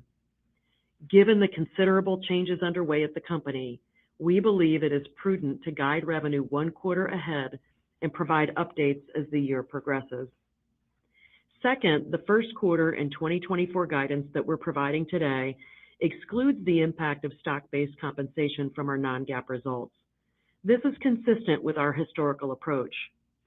Beginning in the first quarter, we will include stock-based compensation expense in our non-GAAP results. We will update our reporting and guidance accordingly at that time. Stock-based compensation is an integral part of our cost structure and one that we believe we need to manage more directly and transparently. Including stock-based compensation expense in our non-GAAP earnings will introduce more accountability and discipline and will align our own performance measures to the way that many investors already evaluate our business. In terms of our outlook for the first quarter, we expect revenue to increase approximately 6.5% at spot and 7% on a currency-neutral basis. In addition, we expect non-GAAP earnings per share in the first quarter to grow at a mid-single-digit percentage. With respect to our full-year financial plan, as we have said previously, with all of the changes we are making, 2024 will be an execution year and one where positioning the business for long-term success will be critical. For the full year, we are planning for a relatively consistent macroeconomic environment with some level of interest rate declines as we move through the year. We also assume that overall consumer spending and activity levels will remain relatively consistent. We expect full year 2024 non-GAAP EPS to be roughly in line with prior year EPS of $5.10. Underpinning our outlook, we expect roughly flat transaction margin dollars. Alex discussed our innovation and product enhancements earlier. Many of these are already in pilot or launch, but will require execution throughout the year before we begin to see impact. Our guidance includes minimal impact from these initiatives. We expect a low single-digit increase in non-transaction operating expense. As Alex mentioned, we announced actions last week to reduce costs to drive continued efficiencies, while at the same time investing more in our product engineering and platform teams to drive growth. There are two factors to be mindful of that will impact our other value-added services revenue. First, while we are still seeing benefit from the higher interest rate environment, we expect that this tailwind will be much less significant in 2024. Second, we continue to take an active and prudent approach to managing our credit exposure. We are carrying lower credit receivables after tightening originations last year. And for our off-balance sheet originations, we are planning for ongoing normalization in loss rates, which will impact the revenue share that we earn. We expect free cash flow for 2024 to be approximately $5 billion. From a financial policy perspective, we remain committed to maintaining an investment-grade credit rating. Absent inorganic growth opportunities, we expect to continue allocating approximately 70 to 80% of our free cash flow to share buybacks. However, given our strong cash position as we enter the year, we are currently planning for at least $5 billion in share buybacks in 2024. That concludes my prepared remarks. I'll now hand it back over to the operator to begin Q&A. Thank you. At this time, I would like to remind everyone, in order to ask a question, please press star, then the number 1 on your telephone keypad. We ask that you ask one question, then return to the queue if needed. We'll pause for just a moment to compile the Q&A roster. Your first question comes from the line of Tien-Tsin Huang of JP Morgan. Your line is open. Thank you so much. Appreciate all the details here. I wanted to dig in on the outlook for transaction margin dollars to be flat. Can you just give us a little bit more, maybe high-level thoughts on the key drivers there, and maybe some of the levers that are available to you to get the transaction margin dollar growth to accelerate beyond that in 2024. We get a lot of questions about it, obviously, so I'd love to hear the puts and takes that you would underline for us. Thanks. Sure. Thank you, Tien-Tsin. First, let me start just with recognizing how much change there is that we've gone through. You heard it in my prepared remarks, but we essentially have a brand new executive leadership team. We've accelerated the pace of innovation. The first look experience you saw a couple of weeks ago really was innovation that could have taken months or years. That I'm very proud of the team accelerating and getting done in 60 days. And we are at a point now where even our mindset shift, this focus on profitable growth, is something that's new for the organization, and we are grinding away every day. And so, with that said, let me unpack the components of transaction margin growth. The way I think about it is there's three levers there. The first is really around the branded experience. This is a proven experience for us. It's one that we, in some of the innovations that we put out, both for merchants that improve their experience, as well as consumers with a new app that allows them to get through the experience better. That is a significant lever for us, and one that, to be honest, we've underinvested in. And if I take just specifically the mobile experience for our consumers, has been underwhelming. And it's something that, with the new innovations we just rolled out, I expect for us to be able to continue to see improvement there. The second is around the unbranded processing. This is an area that we have invested significantly in. With Fastlane now, we have really, I believe, one of the best products in the market for our merchants. We're seeing the highest conversion rates out there, and it's something that our merchants are looking for and looking to adopt. We also are looking to move into new areas for growth that have higher margin opportunities, such as international and small business. And it allows us to actually have different conversations with our customers and really price to value the product. And the third is really what I'd consider a bucket of value-added services. This is a combination of improving our flows with our consumers to ensure that we're attaching the products that we need to, whether it's buy now, pay later, or our cashback MasterCard. These are flows that we've not optimized, and we're underperforming when it comes to really attach. And then some of the new offerings that we rolled out. You saw our advanced offerings platform, as well as smart receipts. These are all ways that we can monetize and improve the connection between our merchants and consumers. So that's different ways that I think about the components. Yeah, and Tien-Tsin, I'll jump in on the 24 specific puts and takes on transaction margin dollars. And first, you heard us both say earlier that on the initiatives that Alex has been talking about, we have included limited impact on that in our guidance. But if I pull back, really, we're viewing largely steady trends to what you saw last year, maybe in slightly different proportions. So branded checkout being a healthy contributor to growth, improvement in our PSP margin profile.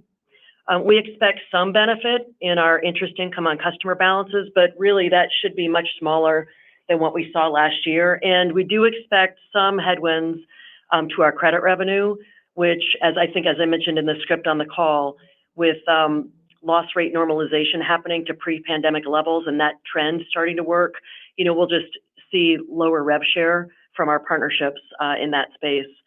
And then offsetting that, we really see also that some of our smaller product lines in the aggregate will be a drag on TM.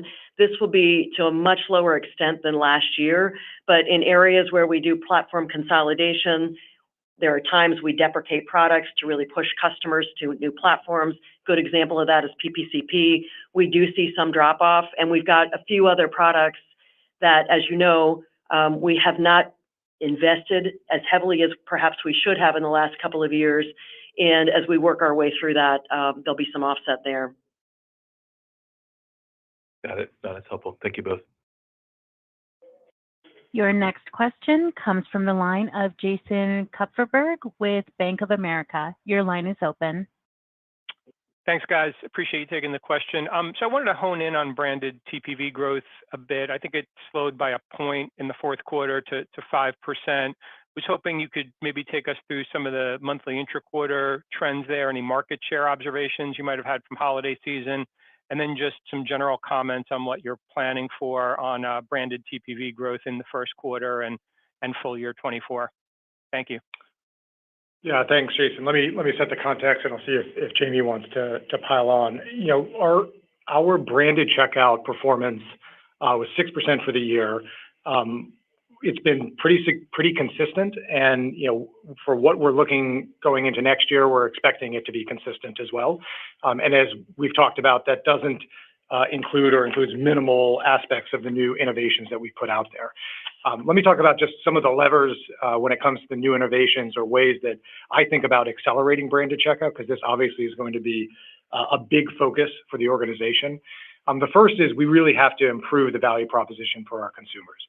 This is why you see us leaning into rewards, ensuring that we've got an improved experience that reduces latency, and really leaning in on mobile as well, so that our consumers have a better branded checkout experience. Second, you know, the acceleration of Fastlane when it comes to our merchants not only improves the unbranded opportunity, where we can see 70% of the customers that come through the Fastlane experience, but allows us to have a second engagement with our customers and bring them back into a branded experience at a later date, show them all the different reasons why they should be using PayPal or getting a reward back for a purchase that they made. So I think these, again, are just a couple of examples of innovations that we're leaning into now that allow us to really focus on that branded experience. Thank you. Your next question comes from the line of Darrin Peller with Wolfe Research. Your line is open. Hey, thanks, Alex and Jamie. Guys, just to follow up a bit on some of this train of thought. I mean, I know you're mentioning you're not incorporating these new initiatives in your transaction profit growth thoughts for this year. But when we think about some of these, I mean, most of these, to your point, Alex, are going to be beneficial to gross profit growth. And so I guess we'd love to hear a little bit more around what you'd measure as how you would measure success, whether it's the PPCP initiatives or unbranded, as well as the branded checkout experience. What KPIs should we look for? And I guess a little bit more on timing. If not this year, when do you want investors to expect some traction in actual gross profit reacceleration? Yeah. Well, thank you, Darrin. And look, let me be clear. We are not putting in the expectations into the guidance until we see execution. We just think it's prudent for us to put points on the board before we put it into the guidance. That said, the teams are grinding on this every single day. We are having conversations with our merchants and introducing them. As I mentioned on the call, the reaction has been quite encouraging from the innovations. There is demand in the market, and we are starting right now. And I will tell you, the conversations that we're having now that we're focused on both innovations that are driving demand as well as improvements for these merchants are different than we've had in the past. And so I just want you to know we are working now on this, and we will update you as we start to see points on the board and adjust our guidance as needed. Secondly, back to your first question around how I think about this. Look, the thing I want you to take away from all of this innovation that we rolled out in First Look is this is really changing the way we engage with our customers and our merchants. We are now creating experiences across the entire customer lifecycle, not just at checkout. So we are driving not only a checkout improvement, the 50% improvement in latency, being able to improve Fastlane, but now we're starting to see a customer value proposition with CashPass, giving rewards back to our customers so that they have a reason to choose PayPal at every purchase. We're improving the onboarding and the reboarding as they come back into the app and start to now attach our MasterCard or debit experiences or buy now, pay later. We're improving the post-purchase experience where we now have smart receipts or package tracking so that we can improve the engagement between our merchants and our consumers. And we now have an ongoing active use engagement. And then we're leaning into demand generation and actually solving the biggest challenge that our merchants have, which is finding new customers. As we think about our advanced offers platform, we're creating shopper insights so that our merchants can start to engage and personalize their experience through our data and through the AI that we can lean through. So the way I think about it is we are looking at the entire end-to-end experience, and we'll measure a success through the metrics that you have. It's going to turn into what does transaction margin look like? What does active use look like from our ongoing users? So that's how we'll think about it. Okay. Thanks, guys. Your next question comes from the line of Michael Ng with Goldman Sachs. Your line is open.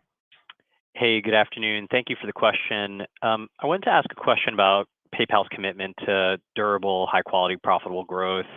How does that impact the pricing strategy in Braintree?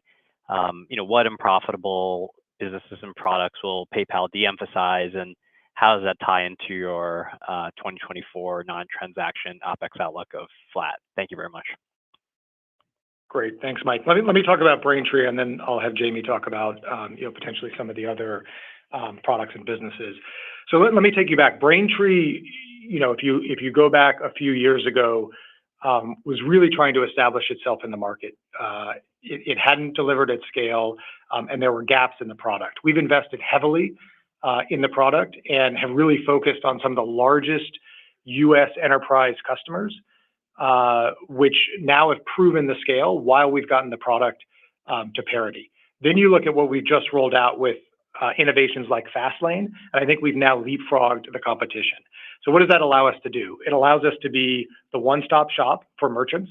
It allows us to provide a best-in-class experience on auth rates and give them the ability to have not only the best processing in an unbranded, but also package that with PayPal and with all the other ways that customers want to pay, including buy now, pay later.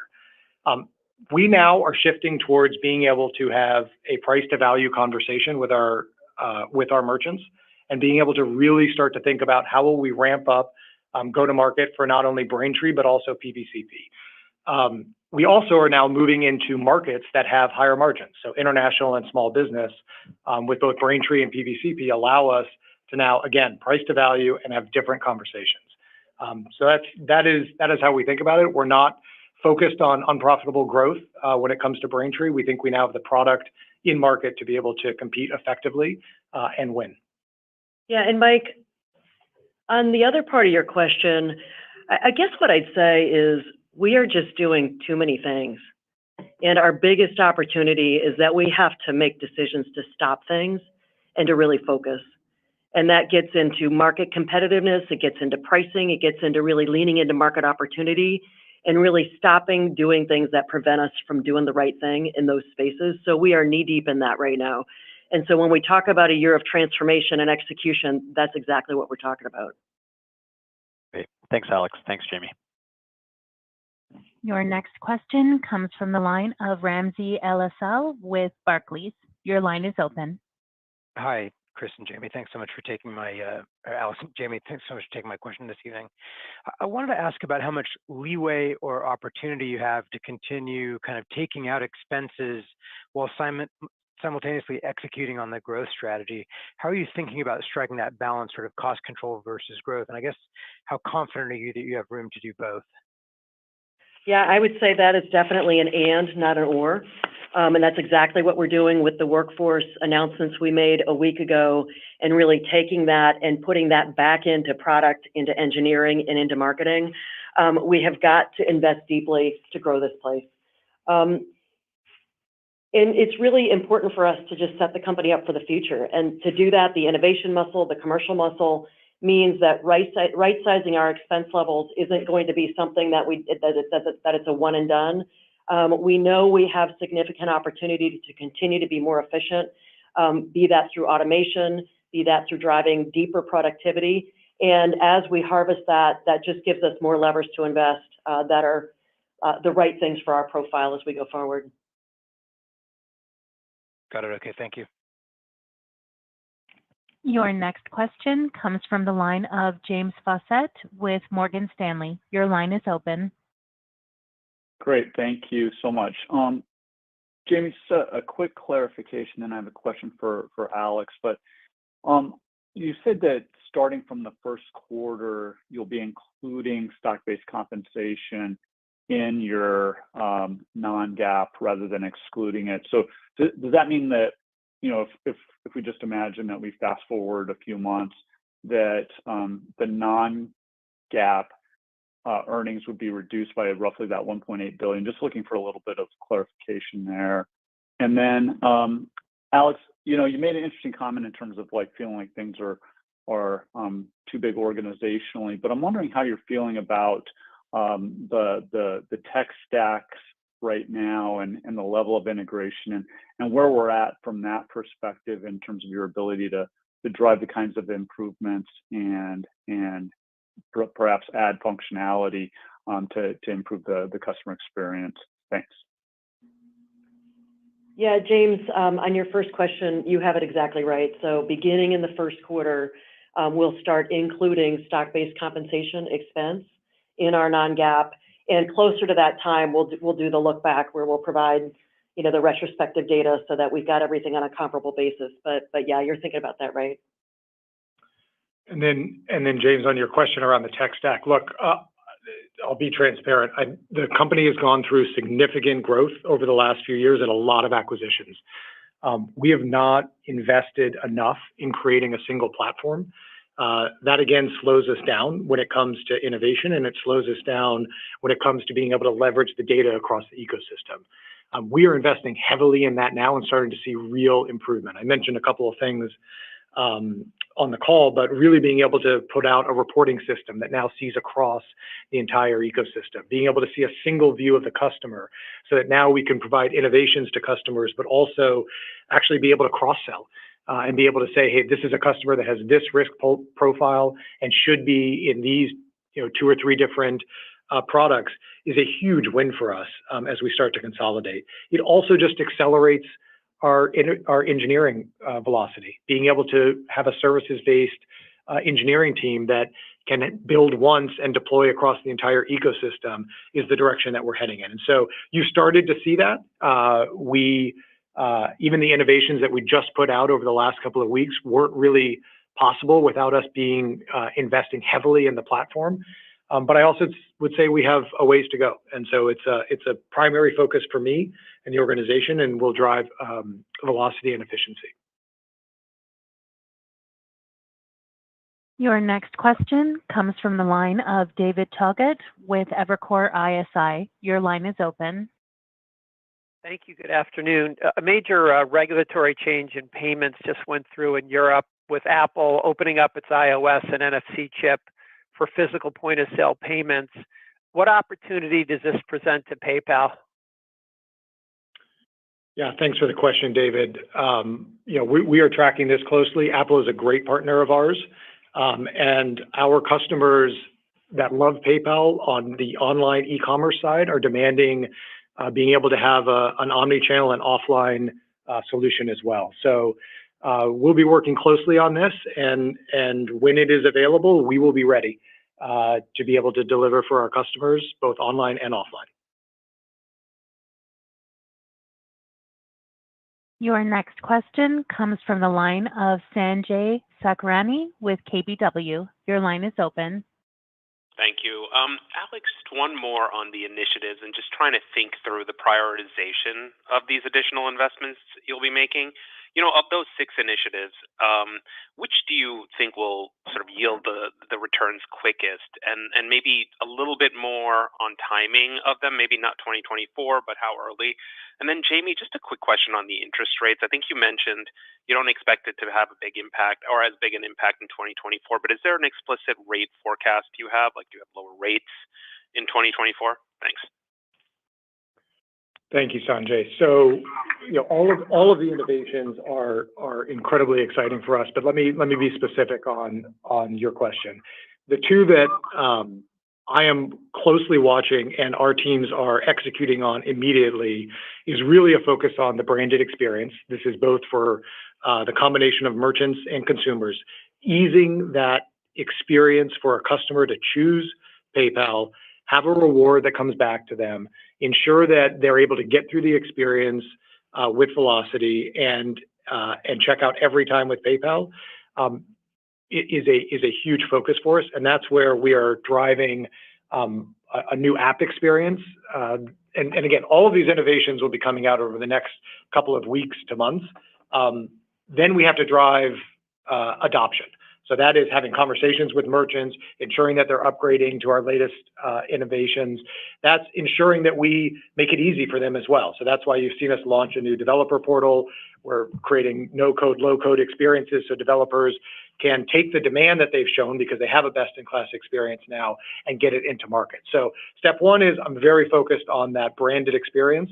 The second one is around on the unbranded side, which is ensuring that Fastlane gets rolled out. That to me starts to create an interesting network effect of us being able to have not only a branded experience, but for then those consumers that pass a branded experience, whether it's ours or anyone else's, and want to just go through a guest checkout flow, we're able to identify them. We're able to help them and our merchants complete the transaction. And then we're able to have a follow-up conversation with that customer as well because they've gone through our Fastlane experience. So those two to me, we need to get rolled out. We need to get points on the board and show that it's driving, but driving outcomes. But that is where I'm most focused on right now. Yeah, and Sanjay, on the interest rates question, we do expect that the interest income on customer balances will have some growth this year, but really it'll be more first half focused. The second half, we do expect a series of rate cuts that is assumed in our macroeconomic scenario that underpins our guide. And that's why the second half should be much lighter on that front. Thank you. That is all the time we have for questions. I will turn it to Alex Chriss for closing remarks. Fantastic. Thank you, Sarah. And thank you all for joining us today. I want to reemphasize that 2024 is going to be a transition year focused on execution to position our business for long-term success. I'm excited with where we're positioned in the market, and I know that there is real opportunity to grow our role in commerce. We're driving the foundational and transformative changes that will set the company up for the future. Thank you. Thank you. This concludes.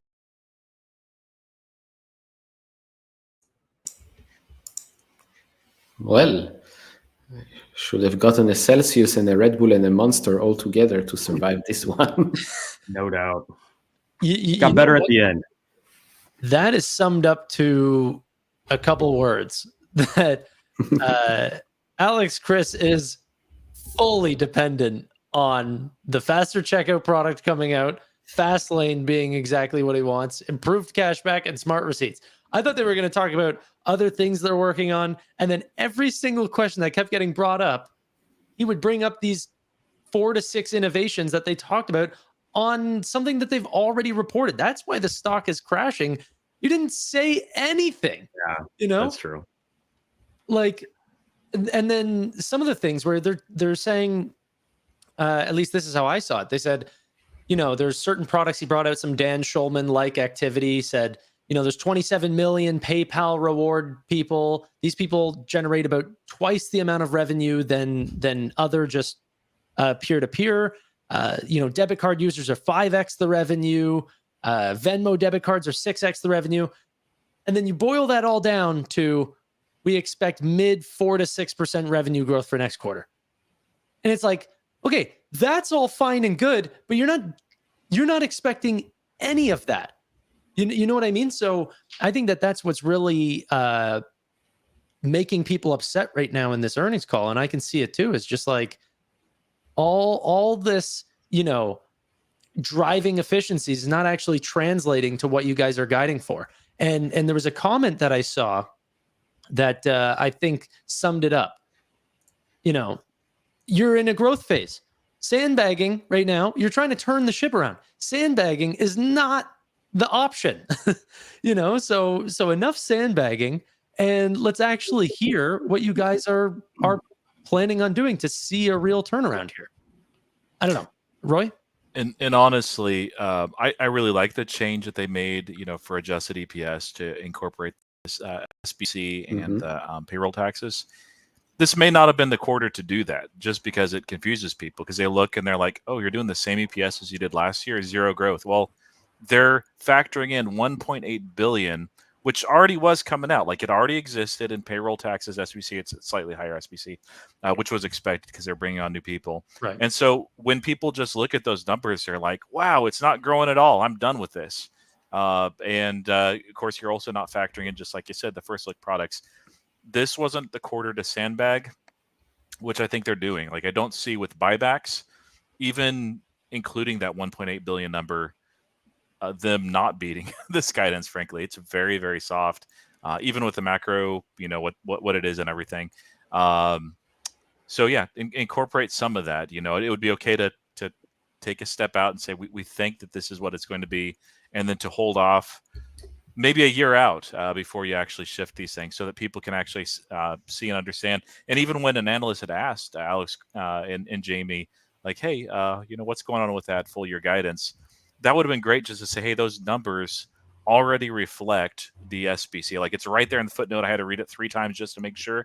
It says this estimated non-GAAP amounts for financial year 2024 reflect adjustments of 1.8 billion, including all that stuff. So it's not just that they're going to start doing that this next quarter. That forward guidance already reflects it, and I don't think people fully caught it. If you're just looking at the headline stuff, it's like, wow, no growth at all. I'm done. Yeah. Totally. Yep. So, but earnings call itself, like earnings were actually good. I know, but that's the thing. But the call was good. The call was results horrible. are So solid. boring. It was like the opposite of last time. To think a quarter ago, it was the most exciting earnings call we had seen. And then this earnings call, it was a repeat. And then even whenever people were asking Alex Chris about Braintree, in the back of my head, all I could think about is this guy doesn't even understand this product at all. like he's too new to understand, and he's really focused. Like he transitioned a Braintree question into fast lane checkout and all this stuff. I was like, this dude is just focused on these 4 new products. That's all he wants to talk about. Now I think he should have kept the first look event for after the earnings. Of course, hindsight's 2020. But overall, results were solid. Guidance weak. I think this earnings call came maybe 3-4 months too early for them. There's still a lot of execution left for it to actually have a meaningful impact on the company. So I understand the people that are not happy with the way the stock is reacting, but yeah, there's not much they could have done. I mean, Tannor, get your hand on your buzzer, because this was the worst fucking conference call that I have heard in so long. Tell us what you really think. This was the worst fucking conference call that I have heard in so fucking long. You're doing really bad on the buzzer. I'm trying to catch it, okay? There's a little delay. You're not going to catch it, because I'm going to trick you, because you thought I was going to say fucking conference call then, but I said it now. You're not going to catch it. There goes the monetization. I don't care. Ladies and gentlemen, I have lost monetization. Good. I'll send you a check. I don't care. Listen, this guy needed to come out, and he needed to say, listen, we are a widely profitable company. The market is not valuing this company correctly. This is what we're doing. We are going to grow the company. We're going to grow profitability. And you know what? If the market doesn't like it, we'll take the company private. Like, don't come out and say, don't have your CFO say we're doing too much. Like, what was that? Yeah. Yeah, It's like Tesla's conference call, That makes actually. it seem like you can't manage your business. Yeah. Well, I also think And then don't say you don't have a good tech stack, and that you don't have what was that? Oh, it does suck though. I was actually happy you say mentioned mobile. I was happy you mentioned single platform. It sucks. Like it needs to be better. It was a sobering conference call, and it definitely wasn't like super positive and exciting. And my calls are probably going to bleed out like 160K tomorrow. So I won't be happy about that part. Home. Like this guy, I almost fell asleep driving home. That's why I dropped off. Oh yeah, that part was Moving out bad. of It definitely, people were joking about the AI narrative, and then she came on, and it didn't sound any better. It was very slow going, but I do like I like the fact that there's an actual focus on fixing all the things that are broken within the product. Because I've used the mobile app, and I think it's garbage. And I spent about 15 minutes at a grocery store just trying to see if I could pay with it, only to have the manager give up and say, yeah, it's supposed to work, but I don't know. And just going through it, you try and pay somebody, there's like 5 different places to do it. And it's got like send, and then it's got like 7 different options for sending. It is trash. So, I mean, that part, I actually think that that's what they should be focusing on. They should be trying to make it to where people complete orders because it's easy to use, like the biometric verification. They should be making it to where I can actually open the mobile app and click on something and pay somebody sitting in front of me. That's something that you've been able to do in Asia for like a half a decade or a decade, and we can't do it here easily. So I do think they have to work on those things. With anything you're saying, but there's a much better way for them to say it. It was articulated. They come out and said everything that you love about PayPal, the reasons that you use PayPal are just going to get better. You're going to see over the next 3 months how much better it's going to be, and all the profits that we generate, we're going to continue to reward shareholders. Like they need to hire a freaking publicist. Like whoever's their publicist should be fired. Yeah, my options account is going to agree with you for sure. It's definitely going to agree with you tomorrow morning. I think if you're going to turn around a ship, you need to be aggressive, and I feel like they think they're being aggressive, and they're not. I think this guy needs to go to the school of Alex Karp. I mean, when you think about when he banged his hand on the table, everybody got pissed off, including myself. Like I said, I'm giving this company a year, and then I'm out if it doesn't change. I don't know who the hell they hired, but Alex Karp, please give Alex Chris your publicist and whoever you worked with, because it has been night and day for the past year. Night and day. And it's so frustrating because PayPal has so much freaking potential. And this was an earnings call that I think every analyst on that call was laughing at. They're like, what type of answers were those to questions? Yeah. The optics sucked. It felt like Horrible. Tesla, honestly. Yeah. It felt like Tesla's last exactly. quarterly. Yeah, because it was just like everything that they said, you're like, what did you just say? Why did you just say that? And that felt like a lot of this call. And again, it didn't help that like literally the merchant video that they did, it felt like it was just a regurgitated version of that, but not as eloquent and without slides. So we're down. And then they were very dark on the effort that it's going to take over the next. They did say, 2 weeks to a couple of months, they're going to be able to actually get these, products out there. And then it's about increasing adoption. And it does, like I've worked in a developmental world. It does sound like they've made a lot of progress in a short period of time, but I don't know if the stock market's going to care about that tomorrow. I think the biggest problem is that the numbers that they actually put out are facts, and the things that are opinions are the things that they screwed up on. Guidance is their opinion. Okay. The earnings call and the things that they said were their opinions.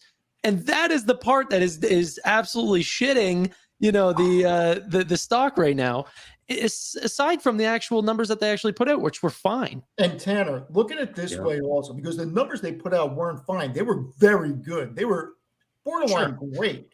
Like this is a strong fundamental company. Outside of guidance. But it is a holiday quarter though, but I just want to No, but this is going to be the narrative in the bear case. I shouldn't even say, because if they're not thinking it, I don't want to give them any ammo.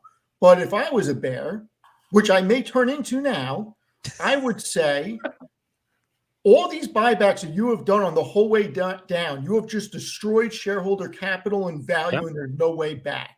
Yep. Like, this is insane. Unless they continue to till they're private, which I even wish they did something like that. Like if you're going to be more aggressive, either cut way more, look what Elon did to X, like just obliterate and fix. Like people I think would be even more happy with that versus even buybacks. Like even if you just came in and said $6 billion in buybacks and let people assume acceleration in buybacks because of the lower price, that would have even been and really hint strong consolidation in the future. They have all these pain points. They have so much that they need to change. They could even hint that they might be doing further cost-cutting measures in the future, and the stock would take off. Well, I think that they hinted at both of those. Their hints were just not nearly as obvious that they should have been. They should have highlighted them instead of just we'll casually mention them. So in the slide deck, page 12, guidance, share repurchase says at least $5 billion. They did not have that. $18 billion in cash and investments and $11 billion in debt. So this at least number is saying we're thinking about raising that. We're thinking about accelerating that. We're at least going to do $5 billion. So it's different. 6 at these rates. At this point, they should just sell themselves to Apple or take themselves private and let them be a cash register for private equity.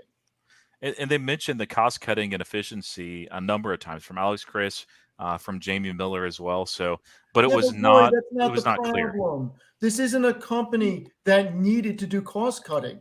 Like Well, Meta needed to do cost cutting because of how much money they were Mhm. losing on Reality Labs and the perception of it.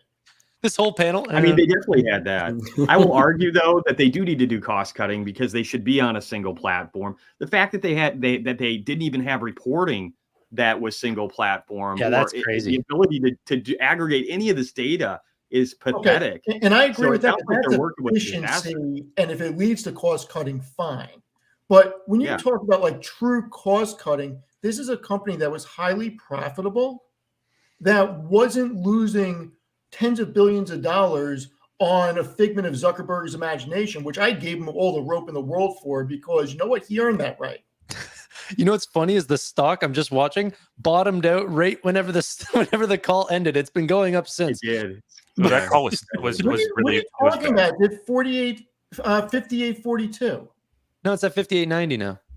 Oh, 58. 58.90. Okay. I'm just Yeah. saying it's Right bottomed out. I'm just saying it's recovering now that people stopped listening to the call. Like, I'm so angry. Maybe I calm down in an hour tomorrow, but I'm so angry that I may just buy back my covered calls and sell tomorrow. Listen, Steve, do not write your article today. Wait a day. Okay, read the transcript. Give I yourself some cannot wait time for the to breathe. transcript to come out because there's one thing I'm blanking on that I almost fucking swerved off the road. Like, there was one thing in there that pissed me off so bad. Yeah, what was Oh my it? God. Do you remember what it was? No. Probably fell He just asleep. went into a fit of rage. He blacked out. Yeah, Steve, you're a numbers guy. Cool off a day. Look at the numbers. And that's the problem. The numbers are amazing. They are, yeah. So what they've done, they've really shot themselves in the foot as far as near term, price action. I think Totally. I don't know what's going to happen near term, but I think when people process and say, okay, EPS is actually not really flat. It just we thought it was because the initial thing that might help a little bit, but yeah, the narrative, like they're like, hey, we're going to lay out the bear case and like tell you like we're not giving you a base case, we're giving you this is all bearish stuff. So they left plenty of upside surprises, but I would have liked them to be a little bit more aggressive on that and just say, hey, this is what we actually really expect. So I think they could have been they could have been more clear on the struggles and the things that they're focusing on and what they're trying to, and then they could have spun that around into more positive, like, hey, they could have done both. They could have done both. They could have set expectations, still had lower EPS, and done a better job with this. I'm almost wishing they did have dividends down. I mean, the messaging Would was help. horrible. The messaging was It was completely bad. horrible. I do hope they maybe learn from Adian. Adian's last year went down 50%. They Yeah. said, okay, you know what? We're going to do a special event for the investors, something we don't do. We're going to show you what the real numbers are with better messaging. I really hope PayPal learns from them a little bit. But in this call, I got the feeling they were very, very scared by setting up some higher expectations. I mean, the bar is now so low, I can even bury myself in it. It's ridiculous. It Roy, is low. Or not Roy. I already know Roy does this, but Neal, do you follow and track Adyen as well? I do. Yeah, I do. Okay. Not as They closely got- as PayPal, but I do, yeah. They're covering second half earnings coming up. So I want to invite you now. I'm going to be doing that live, but you're more than welcome to For sure. join as well. Those are my northern neighbors. Perfect. So yeah, I completely agree. I think the problem is I think that Alex Chris thought that was the shock the world event. I think that I hope that he didn't think that was his investor. Go to sleep event. So he Like, needs to. look, this guy, this is his first conference call. He needs to come out and be confident. Yeah. Aftershock the world. Yep. He needs to go back on CNBC tomorrow and start pumping up the stock. Yeah, Almost afraid of that. I saw a bunch of people commenting, well, I'm definitely shocked after the earnings call. Yeah, I'm shocked at how good the numbers are and how you can absolutely destroy the message after those numbers. How do you not play that up? I mean, honestly, I'm going to let the business speak for itself. I think my plan right now is to just hold. I don't think I'm going to buy but we've anymore. been doing that, and the business has been speaking, and nobody cares. Like, it doesn't make any sense. I It think that hasn't been speaking that much. if you can give time to give Alex Karp a chance, who's been I wish it was Alex Karp. No, but you let him change around his style of speaking on these earnings calls, and he's been an operator of that business for 18, 19 years.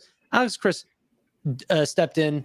Maybe he came in a little too strong, thinking he was a big dog, wanted to make a name for himself. He's realizing he's probably just. But there's a big difference.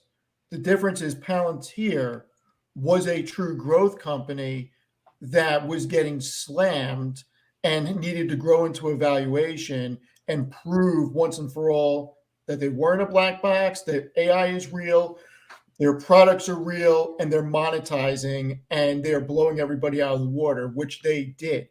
PayPal is already a mature company that you can trust the numbers and you know the profitability. They needed to come out and give a much different message that, hey, we're PayPal. We're not going anywhere. Everybody should be afraid of what we're going to do. And you know what? The stock is way too cheap. So forget the $5 billion in buybacks. We're going to buy back more. We're going to take $4 billion off the balance sheet because we don't need to lock that up in treasuries. And we're going to buy back more shares tomorrow on the open market because this doesn't make sense. We believe in ourselves. They needed a much different message. Agreed. Well, that still can happen. It was definitely wrong, but yeah, I think that this is Tannor. They are trading like a tobacco company right now. Think about that for a minute. They are trading like a tobacco company. Yeah. If you They're look at at the price they were at over 6.5 years ago. This is bad. Yeah. Yep. Yeah. And the question becomes, what do they need to do to turn this around now after this?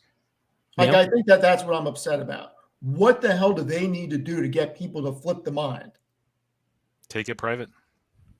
That's the only choice at this point.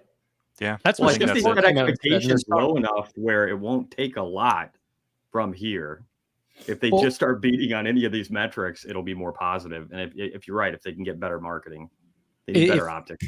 If you guys followed Shift 4, ticker symbol 4, FOUR, this stock was hovering in the $40 ranges forever. And then they said, you guys don't like us? That's fine. We'll buy ourselves. We'll go private. This is ridiculous. And now the stock hovers 70 to 80 right after that call. And then they also got helped out by another payments company, by the way, very similar space. But they also got helped out by an article that came out that said FIS was in talks to buy them out. FIS later came out and said, we don't, that's fake news, but that didn't even matter. The stock still held. So things can go by. I'm a fundamental investor. I see the fundamentals are doing fine. Guidance isn't great. I'm going to hold. Neal, you were going to say something? Yeah, I mean, throughout the call, it really reminded me at how slow and bad PayPal was managed throughout the last couple of years. I mean, for everything that needs to change right now, it's crazy how big PayPal is, and yet they haven't done anything to actually catch up to the year 2024. In years and years. Can we get the PayPal Mafia back? Get Peter Thiel back? Get David Sachs back? Like, let's get these guys back. Max Levchin, maybe, yeah. Yeah, maybe. Like I really don't understand though. Like inflecting the gross margins, like that was everybody's focus. Yeah, and they should have pounded the freaking table on that and just said, we mentioned it as a company for this long. We said and even guided like, hey, this was not going to inflect quarter four. Guess what? It inflected just like we promised. PayPal delivers. Yep. We're expecting these things. Some of these we need to kind of wait and see, but these things are going to happen just like this. We continue to see this improve. We see macro improving. This is a growing company. And you know what? If the market doesn't believe it, we're going to take this thing private. I agree. There. Boom. Done. I think your ace is big brother now, Roy. I think you should have been doing the call. He sounded like Dan Schulman, honestly, like for until the end. Yeah. And I'm like, dude, what happened? Are you like, did you not sleep well last night? Like, come on. Compared to the first time. You could have deepfaked that whole call, Roy. If they need me, I mean, give me a call, you know? Yeah. I'm excited about the company. Like the numbers, the numbers are, none of us are bearish on the numbers. We're like, the numbers are good. They're very good. Expectations, EPS that they put out, the guidance, that was not good.